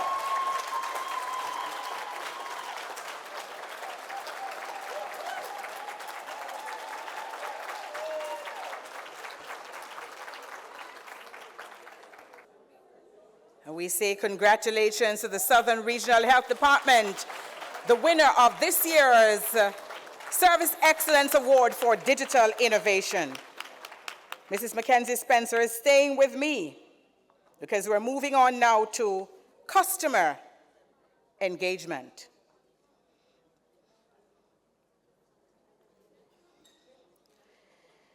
This particular award recognizes an organization's creative use of tools and techniques to inform and engage. I'm certain Ambassador is going to be very happy to hear that there's a lot of engagement taking place. This award recognizes organizations that use innovative tools to create multiple feedback and input channels to expand customer engagement and remove barriers to accessing services, as well as finding creative ways to inform and engage underrepresented groups, including the vulnerable and the hard-to-reach groups. The organization must also demonstrate how data is used and/or how it translates customer feedback into useful insights, better decision-making, and measurable impact. This organization achieved a customer satisfaction rating of 85.95% in the second quarter of 2023-24. The use of multiple customer feedback mechanisms such as online surveys, WhatsApp lines, web chats, emails, telephone feedback, and social media interactions, which allow the organization to quickly identify areas for improvement, leading to enhanced responsiveness and service delivery. The notable positive impact from its customer engagement strategy, significantly enhancing service delivery. By employing a blend of digital tools and proactive communication, this organization has streamlined processes, reduced response times, and elevated customer satisfaction. Their show of statistical data on the improvement of their customer engagement, and if I share the information with you, you're gonna know who it is. So perhaps I'll announce it first and then share the information. Should I? You want me to share the information? And your guess? All right. So this organization in quarter 2 saw a 30% increase in face-to-face interactions from 21,789 to 28,264, a 65% increase in WhatsApp engagements from 5,719 to 9,435, and an 84% increase in online searches from 1,905. It should be the other way around, 1,605 to 1,905. Overall engagement increased by 4% from 154,781 to 161,042.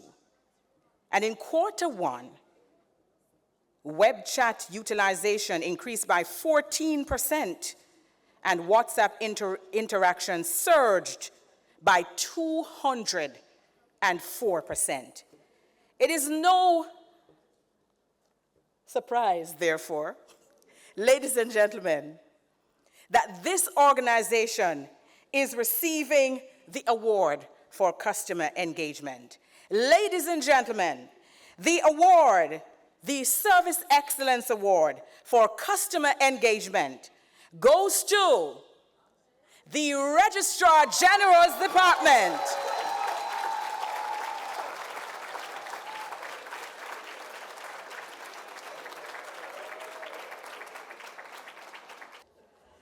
Keep your applause going, you know. Encouragement sweetens labor.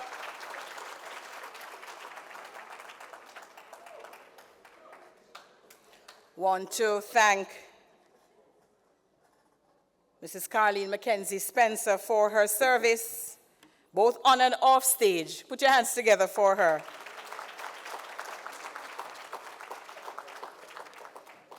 And I tell you, ladies and gentlemen, we ain't finished yet. We still have quite a bit to share and a bit to do and much more to give you. But let me acknowledge the presence of Wayne Robertson, Permanent Secretary in the Ministry of Constitutional and Legal Affairs. Thank you so very much for joining us. All right, ladies and gentlemen, ready to hear some more? Oh, I didn't notice that Dr. Troop had stepped in. I'm so sorry. Dr. Casson Troop, ladies and gentlemen, please put your hands together for her.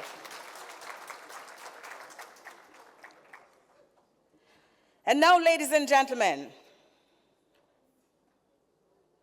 we are moving on to the Service Excellence Website of the Year.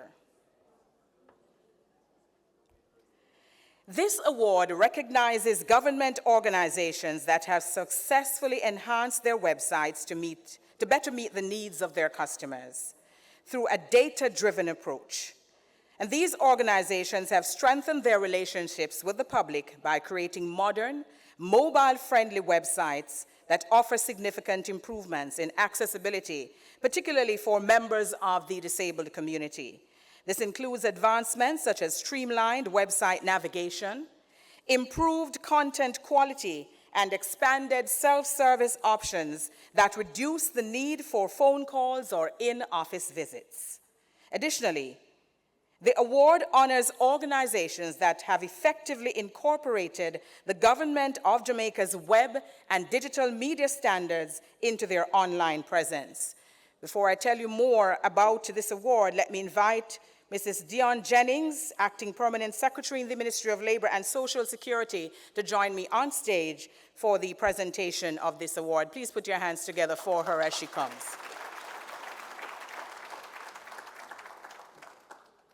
All right, ladies and gentlemen.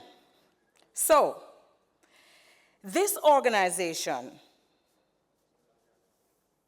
is being awarded for the use of intuitive interface of website and logical structure with clean menu options. An inclusive website design that boosts and boasts features for ADHD, visually and hearing impaired users, including screen reader compatibility, adjustable text sizes and contrast settings, and chatbot and live chat features. A 24/7 chatbot is actually available for general inquiries, while live chat operates from 8:30 a.m. to 5 p.m. Monday to Thursday and until 4 p.m. on Fridays, providing real-time support during business hours for customers, no matter their location. And the meeting 10 of the 11 selected elements of the GOJ Web and Digital Media Standards. Ladies and gentlemen, the winner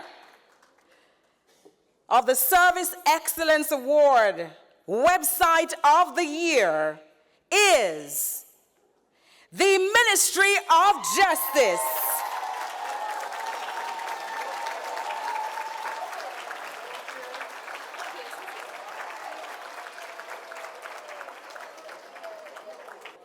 The PS is here.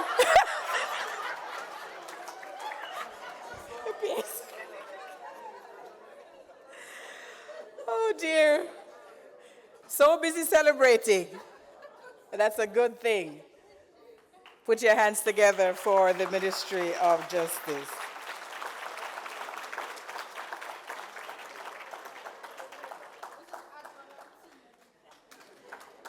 Mrs. Jennings, I'm not finished with you yet. Not finished with you yet at all. I don't want you to leave because I have more work for you to do. Yes, it's good work you're doing, you know. So that's the reward, giving you more work. That's right. Ladies and gentlemen, this is a lot of excitement here inside this room. All right, so the next award is the Service Excellence Award for Public Education and Communication. This department uses multiple modalities of communication, one-on-one talks and group educational sessions in various spheres, including healthcare facilities, schools, churches, workplaces, and house-to-house visits in the communities, Facebook, Instagram, and TikTok, print media, and radio and television. Let me take off my glasses for this one because trust me, it's important, you know. There are some people in this society who think radio and TV dead and print is not dead. Not in today's Jamaica. Me put on back my glasses now that I've acknowledged that. Social media is very important, don't get me wrong. But notice they're using everything, every tool that is available to them. That's the best way to go. All right. They share multiple videos and communication materials showing accurate, relevant, and updated information. Targeted efforts to ensure information about services reach hard to reach groups such as men and persons who might be stigmatized for reasons such as HIV infection, sex workers, and men who have sex with men.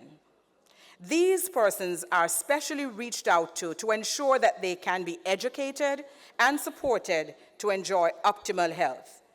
Special outreach programs are conducted for butchers, police, and taxi drivers, which are male-dominated areas. Ladies and gentlemen, put your hands together for this year's awardee.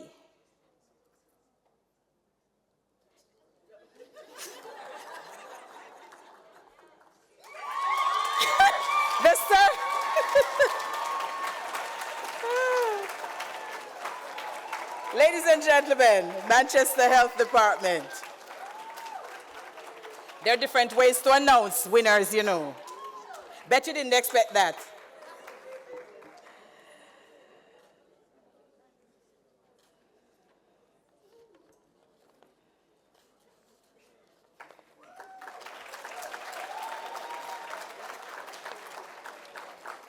Thank you so very much, Mrs. Jennings. I'm going to allow you to go. And may I just invite then the gentleman who just arrived. They're going to give you some work to do. Put your hands together for Mr. Roberts, and he is the Permanent Secretary in the Ministry of Constitutional and Legal Affairs. I'm not reading from any paper, so if I get it wrong, it's because I wasn't reading from any paper. All right, there we go. Thank you so very much. Ladies and gentlemen, our next award is for equity and inclusion. This is important, you know, because we live in a society where there are so many people that are being left behind. And we have a responsibility to ensure that everyone is captured in one way or another. This award recognizes organizations that have demonstrated a commitment to understanding their customers and creating strategies and tactics to meet the customer segments at their need, promoting diversity, equity, and inclusion in the workplace, such as developing or leading initiatives to increase representation, creating an inclusive environment. And this organization would also have advanced initiatives, systems, and processes to engage and serve vulnerable and hard-to-reach groups. If I read the next two segments, you're going to know exactly who it is. So I'm going to leave out two little segments for now. And I'm going to go to the segment that says, aligning with the people engagement pillar and implementing a robust customer segmentation and targeting strategy, enabling the agency to address the unique needs of diverse customer groups. Collaborating with advocates from vulnerable communities, ensuring their voices are represented and their needs are prioritized. And they use analytics-driven segmentation, enabling tailored services and communication to underserved communities. Ladies and gentlemen, it is no wonder then that this awardee is receiving the award for equity and inclusion. Please put your hands together and congratulate the Registrar General's Department. And while we're waiting for the representative to come up, what I did not share, because it would have given it away, is that the launch of Jamaica's first ever Braille birth certificate in May 2024, a pioneering service created to ensure that visually impaired citizens have equitable access to vital service. Put your hands together for them. The other thing that they have done is to operate the Operation Birthright program, which was launched by Prime Minister, the Most Honorable Andrew Holness, in September 2022. We're now going to invite Mrs. Beverly Seaton Bernard, modernization specialist, customer service, to join me on stage, because we have more things to give away. And this time it's coming in threes. You can count? 1, 2, 3.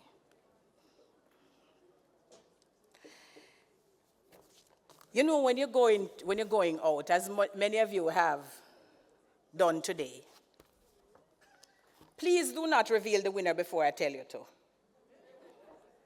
You put on pretty dandan, dress up in your best clothes because you want to look pretty. Well, that is what this competition was all about. Putting on pretty dandan, hair well done, nails did, fine shoes, fancy frock. Yes, that's what this is about.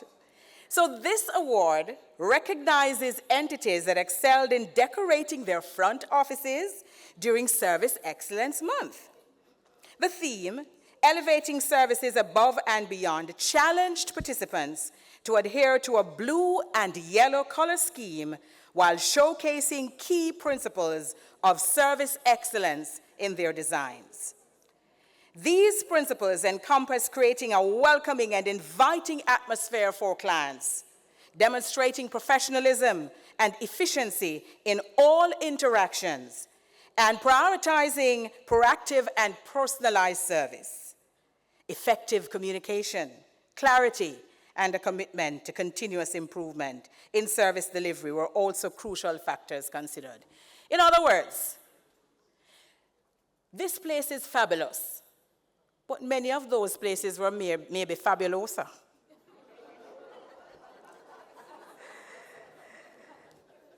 That's a word I just made up on the fly. Please don't go off and use it. I'm going to announce them from third place to first place. In third position, you need to be on this side. In third position, in the front office competition, we have the Ministry of Economic Growth and Job Creation.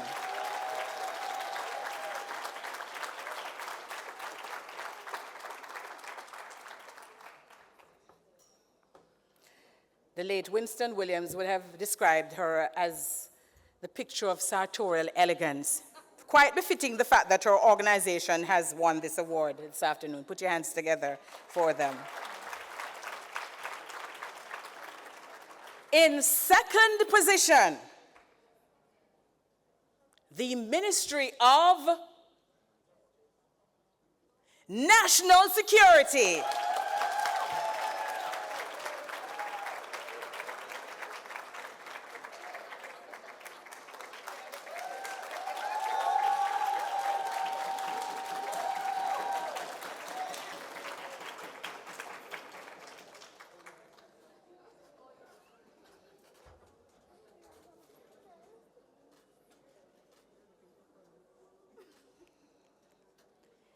And now, ladies and gentlemen, the office that had on the prettiest dandan for that competition, under the theme, Elevating Services Above and Beyond. They adhered to a blue and yellow color scheme while showcasing key principles of service excellence in their designs. Ladies and gentlemen, put your hands together for the Ministry of Justice.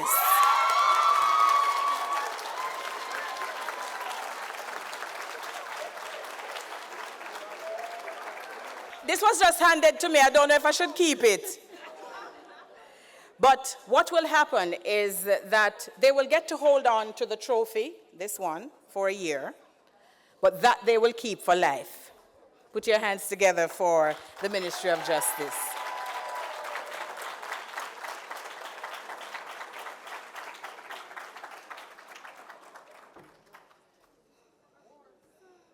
Yes, it feels good, don't it?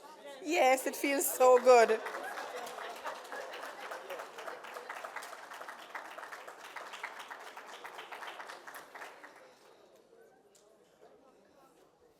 Thank you so very much, and congratulations to the Ministry of Economic Growth and Job Creation, the Ministry of National Security, and the Ministry of Justice.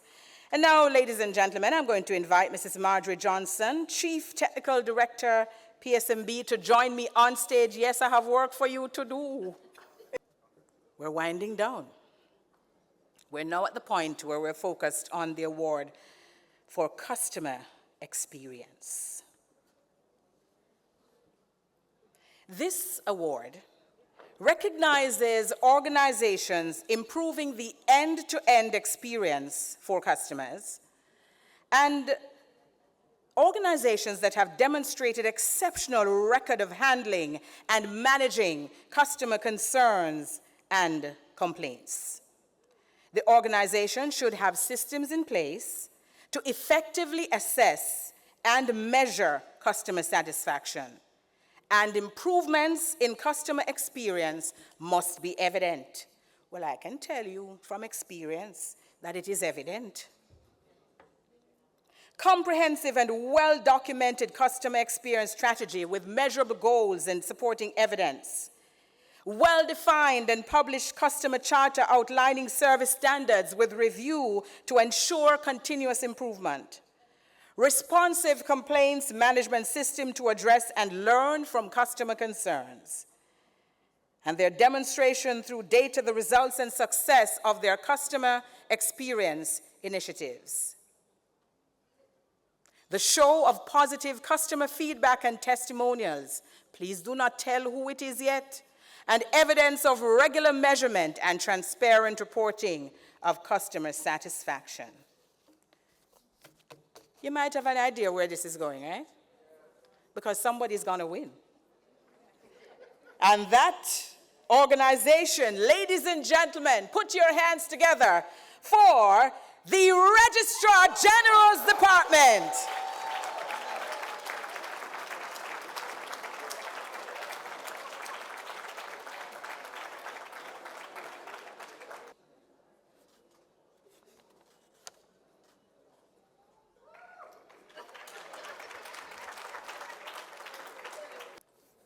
Earlier this afternoon, we would have heard about the importance of having leaders that are reliable, dependable, leaders that inspire. We're at that point in the afternoon where we're announcing such a leader.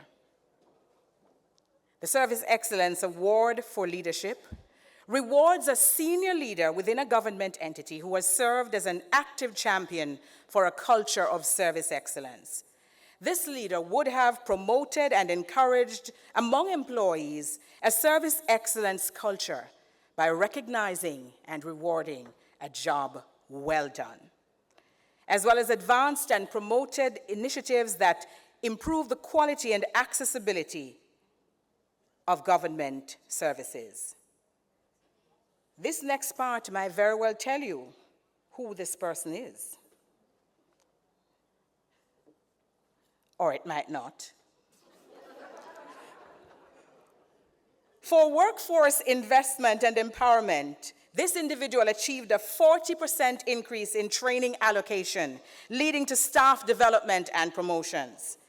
He restructured departments to improve efficiency and implemented a rewards and recognition program to boost staff morale. So very important. The region achieved 0 major accidents in a year with a fleet of over 95 vehicles through defensive driving initiatives. Hosted annual sports day to promote teamwork, collaboration, and a sense of community among all staff categories. And let me tell you something. If you didn't know who it is before, you're certainly going to know now. So, he established a care philosophy, compassion, accountability, respect, efficiency to guide service delivery, and renovated waiting areas, created new office spaces, and implemented customer service units to enhance patient experience. And you should see Ambassador smiling because she said, my kind of leader. This person also implemented a performance management and appraisal system to ensure quality service delivery. Through innovative management and training, he decreased downtime of ambulances, maintenance plants and equipment, improving service reliability, also provided oversight for the extensive renovation of the hospital to provide new and improved healthcare services to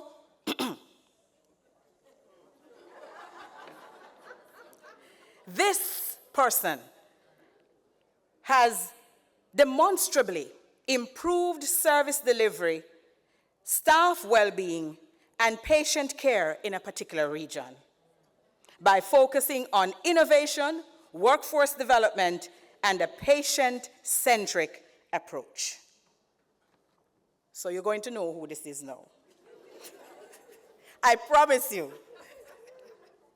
The region has won numerous national awards in categories like nursing, nutrition, and public health programs, LASCO Nurse of the Year, first, second, and third slots, Enrolled Assistant Nurse of the Year, first place and first runner-up, top performing region for nutrition and dietetics, top performing region for non-communicable diseases, top performing parish for environmental health, top performing parish for health promotion and health education, best performing region for HIV. Ladies and gentlemen, the award of leadership goes to Mr. Michael Bent, Regional Director of the Southern Regional Health Department.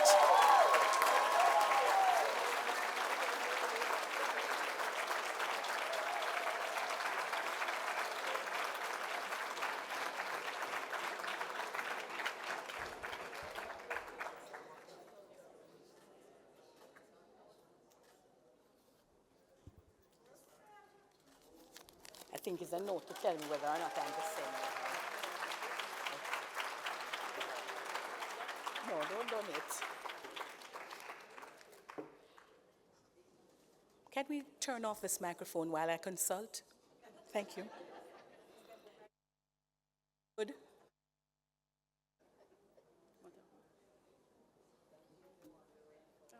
Okay. We have consulted.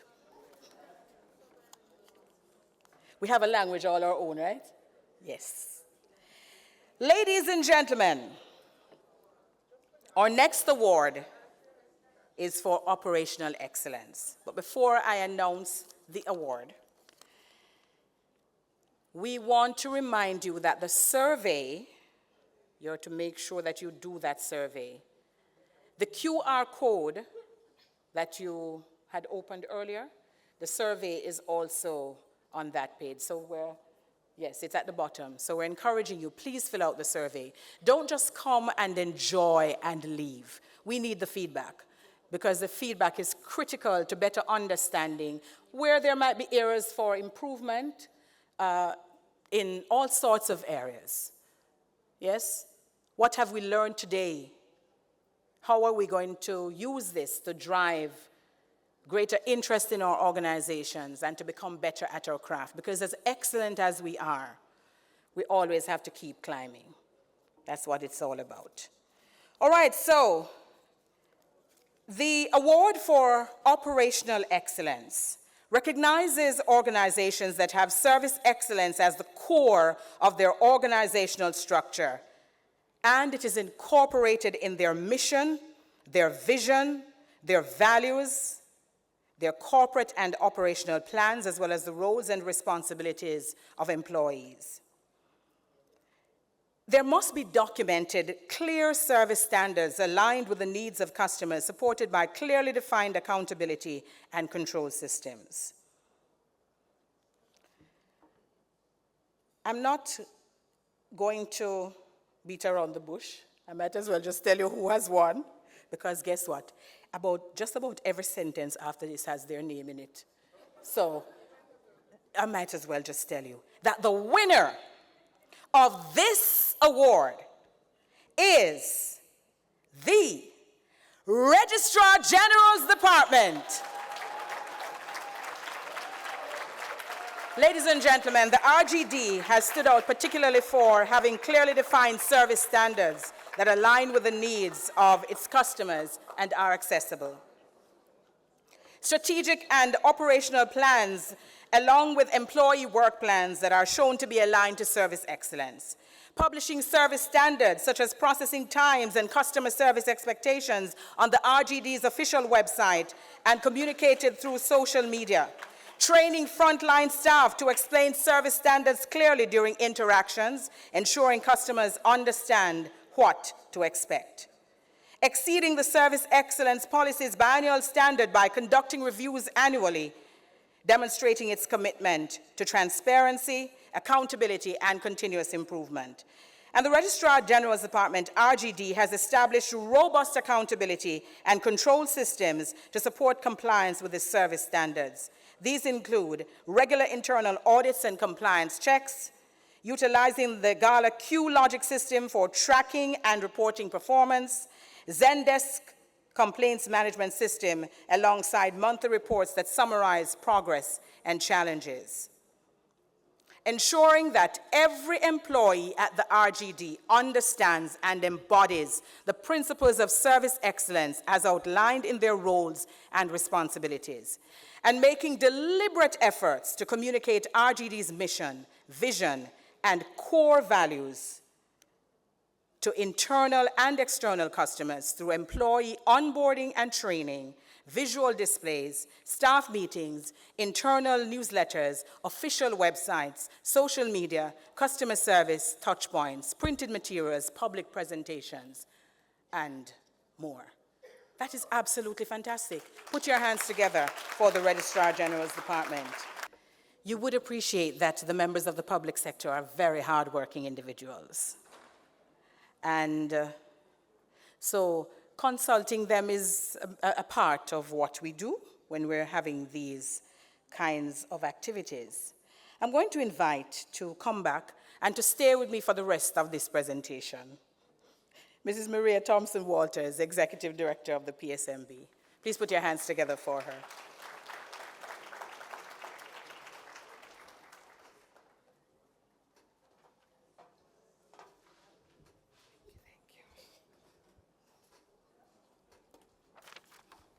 All right, so, ladies and gentlemen, the award for the most outstanding service excellence implementing entity is where we're at.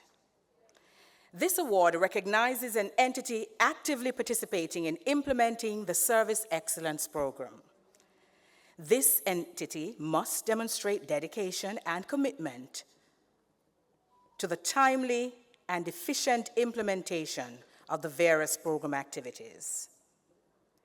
The organization that is getting the award this year has, among other things, a customer service unit, division, or branch within the organization,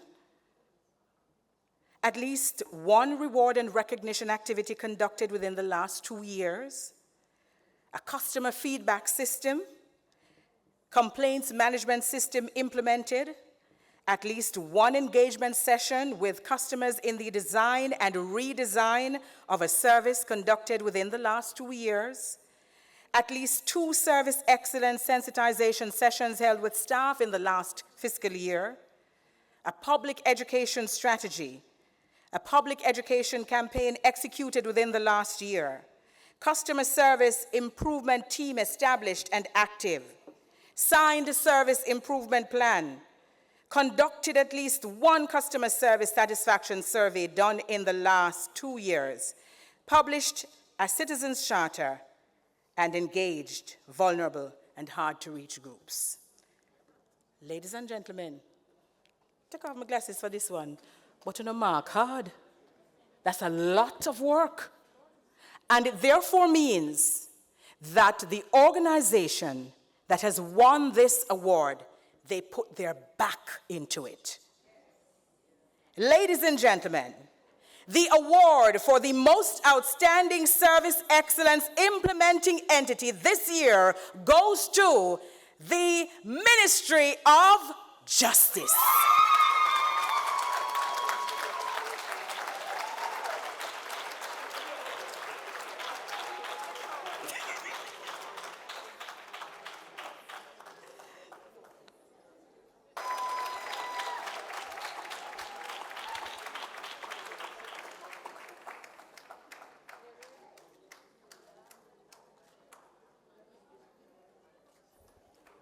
Congratulations.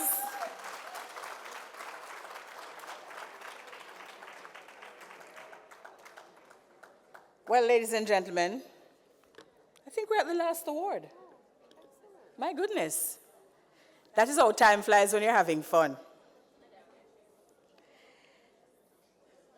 This next award is the Service Excellence Gold Award. Sound nice, eh? Let me do it again. This next award is the Service Excellence Gold Award. It is given to the entity that has demonstrated excellence across all award categories. This award seeks to recognize an entity that is making deliberate and proactive efforts towards becoming a more citizen-centric and service excellence entity. Ladies and gentlemen, the winner of the Service Excellence Gold Award, the 2024 Overall Service Excellence Awardee this year, with a total of 4 of the 8 categories applied for. Ladies and gentlemen, the Registrar General's Department.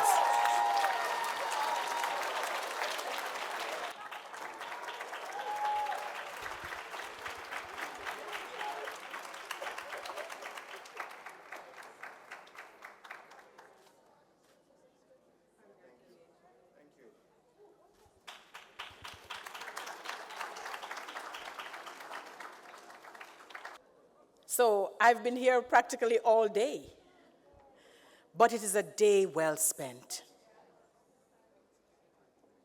A day well spent.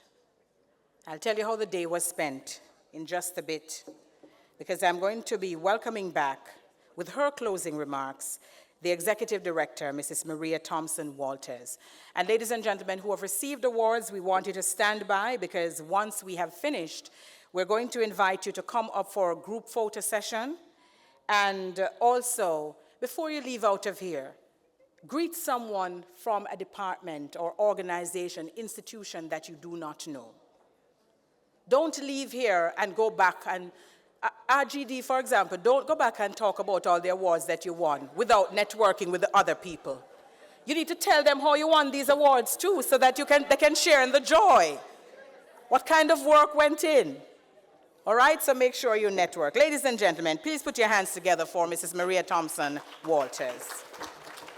Please allow me to say all protocols already observed. And it has been a fantastic day. As we approach the end of this remarkable day, I want to first extend my heartfelt congratulations to all of the awardees. You have done exceptionally well. About 6 years ago, you would have heard persons talking about, yeah, there are some green shoots in the public service.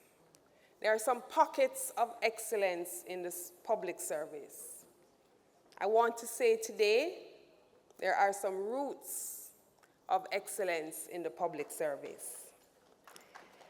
And so, guys, give yourselves an applause. The theme of the conference, Elevating Service Above and Beyond, speaks to our unwavering commitment to transforming our public service into one that meets and exceeds the expectations of Jamaicans. Today, we celebrated individuals and teams that exemplify the essence of this theme. Those who inspire trust, build confidence, and redefine what it means to serve. Your achievements remind us of the power of dedication, creativity, and a sense of purpose. Your commitment sets an example for all of us. Colleagues, as we honor them, let us be inspired to replicate their excellence throughout the public sector. So it won't be just the foundation, it will be all the way up to the roof. These achievements, however, did not occur by chance.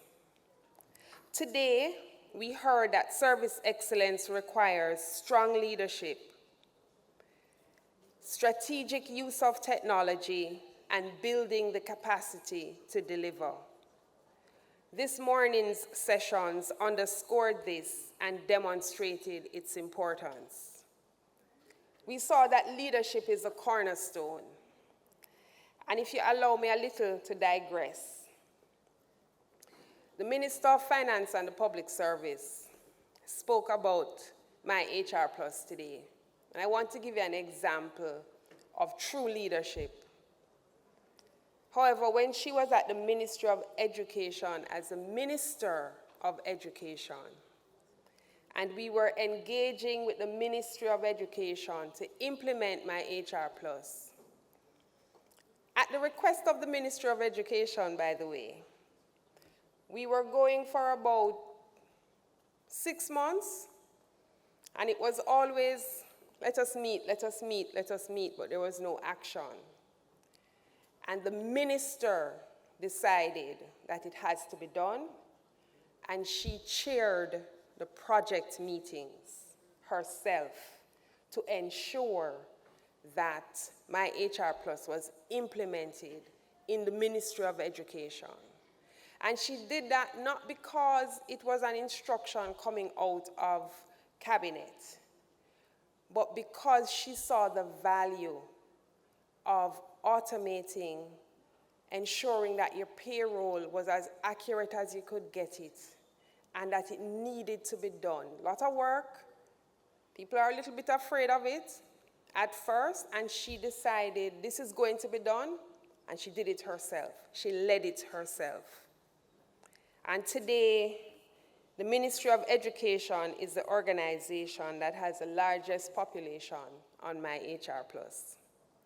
Lots of work still to be done, but they're there. So leaders at every level must champion a culture of excellence by setting high standards and, most importantly, leading by example. We must be confident enough to empower our teams to innovate and make impactful decisions. And we must support them when sometimes those decisions don't go exactly as we had planned. We must invest in continuous learning to build skills and adapt to new challenges. Technology is also important. It enables us to streamline our processes, increase efficiency, and deliver faster, more accessible, and more reliable services. Embracing digital tools is no longer an option. As we heard this morning, those who adapt faster are the ones who survive longer. It is necessary for us to keep pace with our citizens' demands. I'm not on social media a lot like some younger persons, but I am on it a little. And I see Jamaicans posting. First time everybody running to the US for holidays. Now people are going to South America. I see people posting from Paris. I see people posting from Russia. We are a traveling people, and our citizens see what's happening outside of our country, and they are also demanding that here. Throughout today's session, we have seen technology, leadership, and a willingness to build capacity. We have seen how that can work hand in hand to create a public sector that is effective and responsive to the needs of people. From simplifying our bureaucratic processes to fostering citizen-centric approaches, the lessons that were shared today highlight the transformative power of these three pillars. This learning cannot stay here in Pegasus or here in our heads. It must translate when we get back to our organizations into real action and real change. As we leave this conference, let us commit to the following. We're going to foster a culture of innovation. We're going to encourage creative thinking and the adoption of new solutions to old challenges. And we're no longer going to say, that is what the policy says. We're going to break down silos.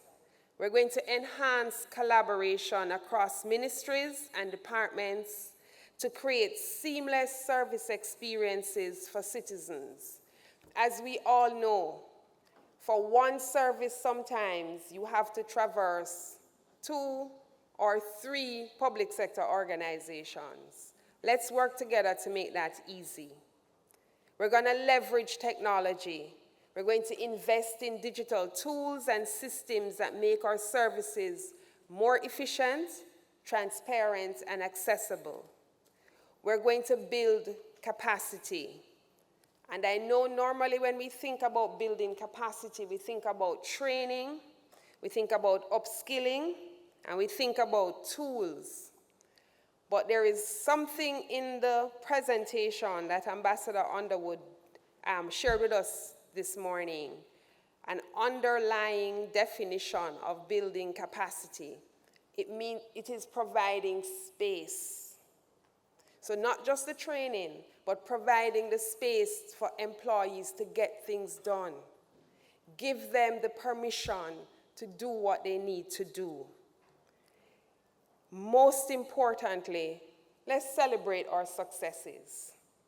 Recognize and reward those who go above and beyond as motivation fuels continuous improvement. I want to thank today, Marjorie, are they here? They're inside? Right, so I'm going to ask the members of the Public Sector Modernization Division just to stand for me. All of them.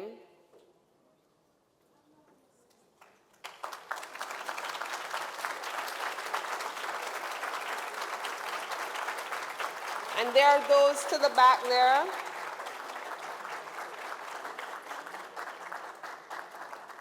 I want to thank my team at the PSMD for organizing this outstanding event and their tireless commitment to advancing service excellence. It is a mantra for these absolutely fantastic public officers.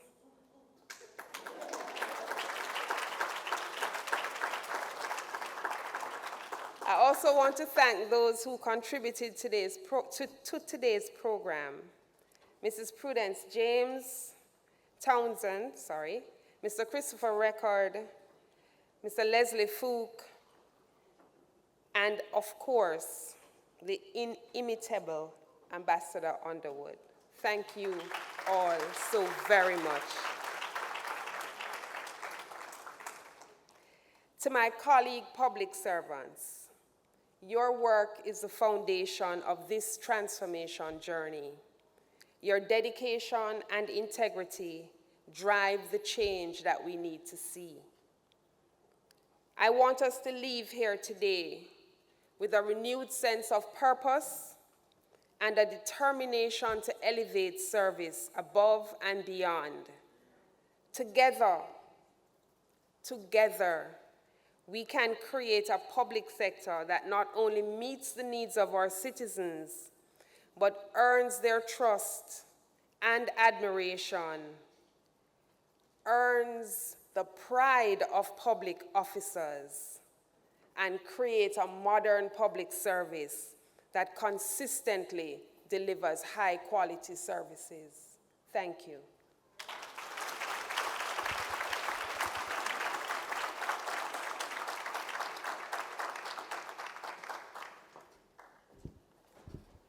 Such a powerful note on which to close out what has been, I think, a spectacular day. Before I give my closing remarks, let me just acknowledge the presence of Denzel Thorpe, Permanent Secretary in the Ministry of Culture, Gender, Entertainment, and Sport. Apparently he thinks because he's under a mask, I won't know it is him. And also, ladies and gentlemen, I want to encourage you to become members of the community of practice. They're inviting persons to become members.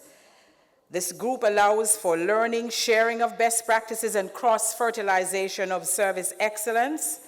And you can email beverly.bernard@mof.gov.jm or call 876-822-0402. She's very serious about this. Yes? So, ladies and gentlemen, I also want to make sure that I extend apologies on behalf of the Cabinet Secretary, Mrs. Audrey Sewell. She had a prior engagement and really wanted to be here. I know she tried to get here, but it just was not possible. But she knows that you had an absolutely fantastic time and that you're going to go back to your various organizations and put in a lot of hard work. This truly, my friends, was a wonderful experience. You all demonstrated in here today excellence in your active listening, your use of positive language, and your feedback. And speaking of feedback, they're going to put the QR code back up on the screen, yes, so you can just go ahead and take that down and complete your survey because that is important information. So we started this morning on a very high note with the Reverend Asta Carlyle, invoking the Spirit and challenging us all to rise to the task of ensuring service excellence in all we do. Minister Favour Williams noted that there is hope embedded in the vision of a modern public service. And she also said that elevating Jamaica's global presence comes with excellence in service. We then went into a fast session, fresh, applicable, sexy, and topical, brilliantly moderated by Mrs. Prudence James Townsend. And we learned that the importance of artificial intelligence and how it will revolutionize businesses and increase efficiency is not something that we should shun, but rather we should embrace it. And so Leslie Fook and Christopher Record were candid and clear in their presentation. And it was then time for us to engage with Ambassador Joan Underwood about building capacity for performance excellence in the public sector. And boy, did we ever receive a treat. She spoke about the importance of being engaged in the business of serving people with excellence. She noted that engagement is a competitive advantage since it drives performance. You know, there's something that she said, people who work out their soul salvation. In Jamaica, what would we say? Work out with soul case. Yes. She also spoke about leveraging the light of employees, noting that when you inspire people, they will be more and do more. Remember that when you leave here today. The late Maya Angelou, in the poem I Rise, Still I Rise, says, out of the huts of history's shame I rise. Up from a past that's rooted in pain I rise. I'm a black ocean, leaping and wide, welling and swelling I bear in the tide.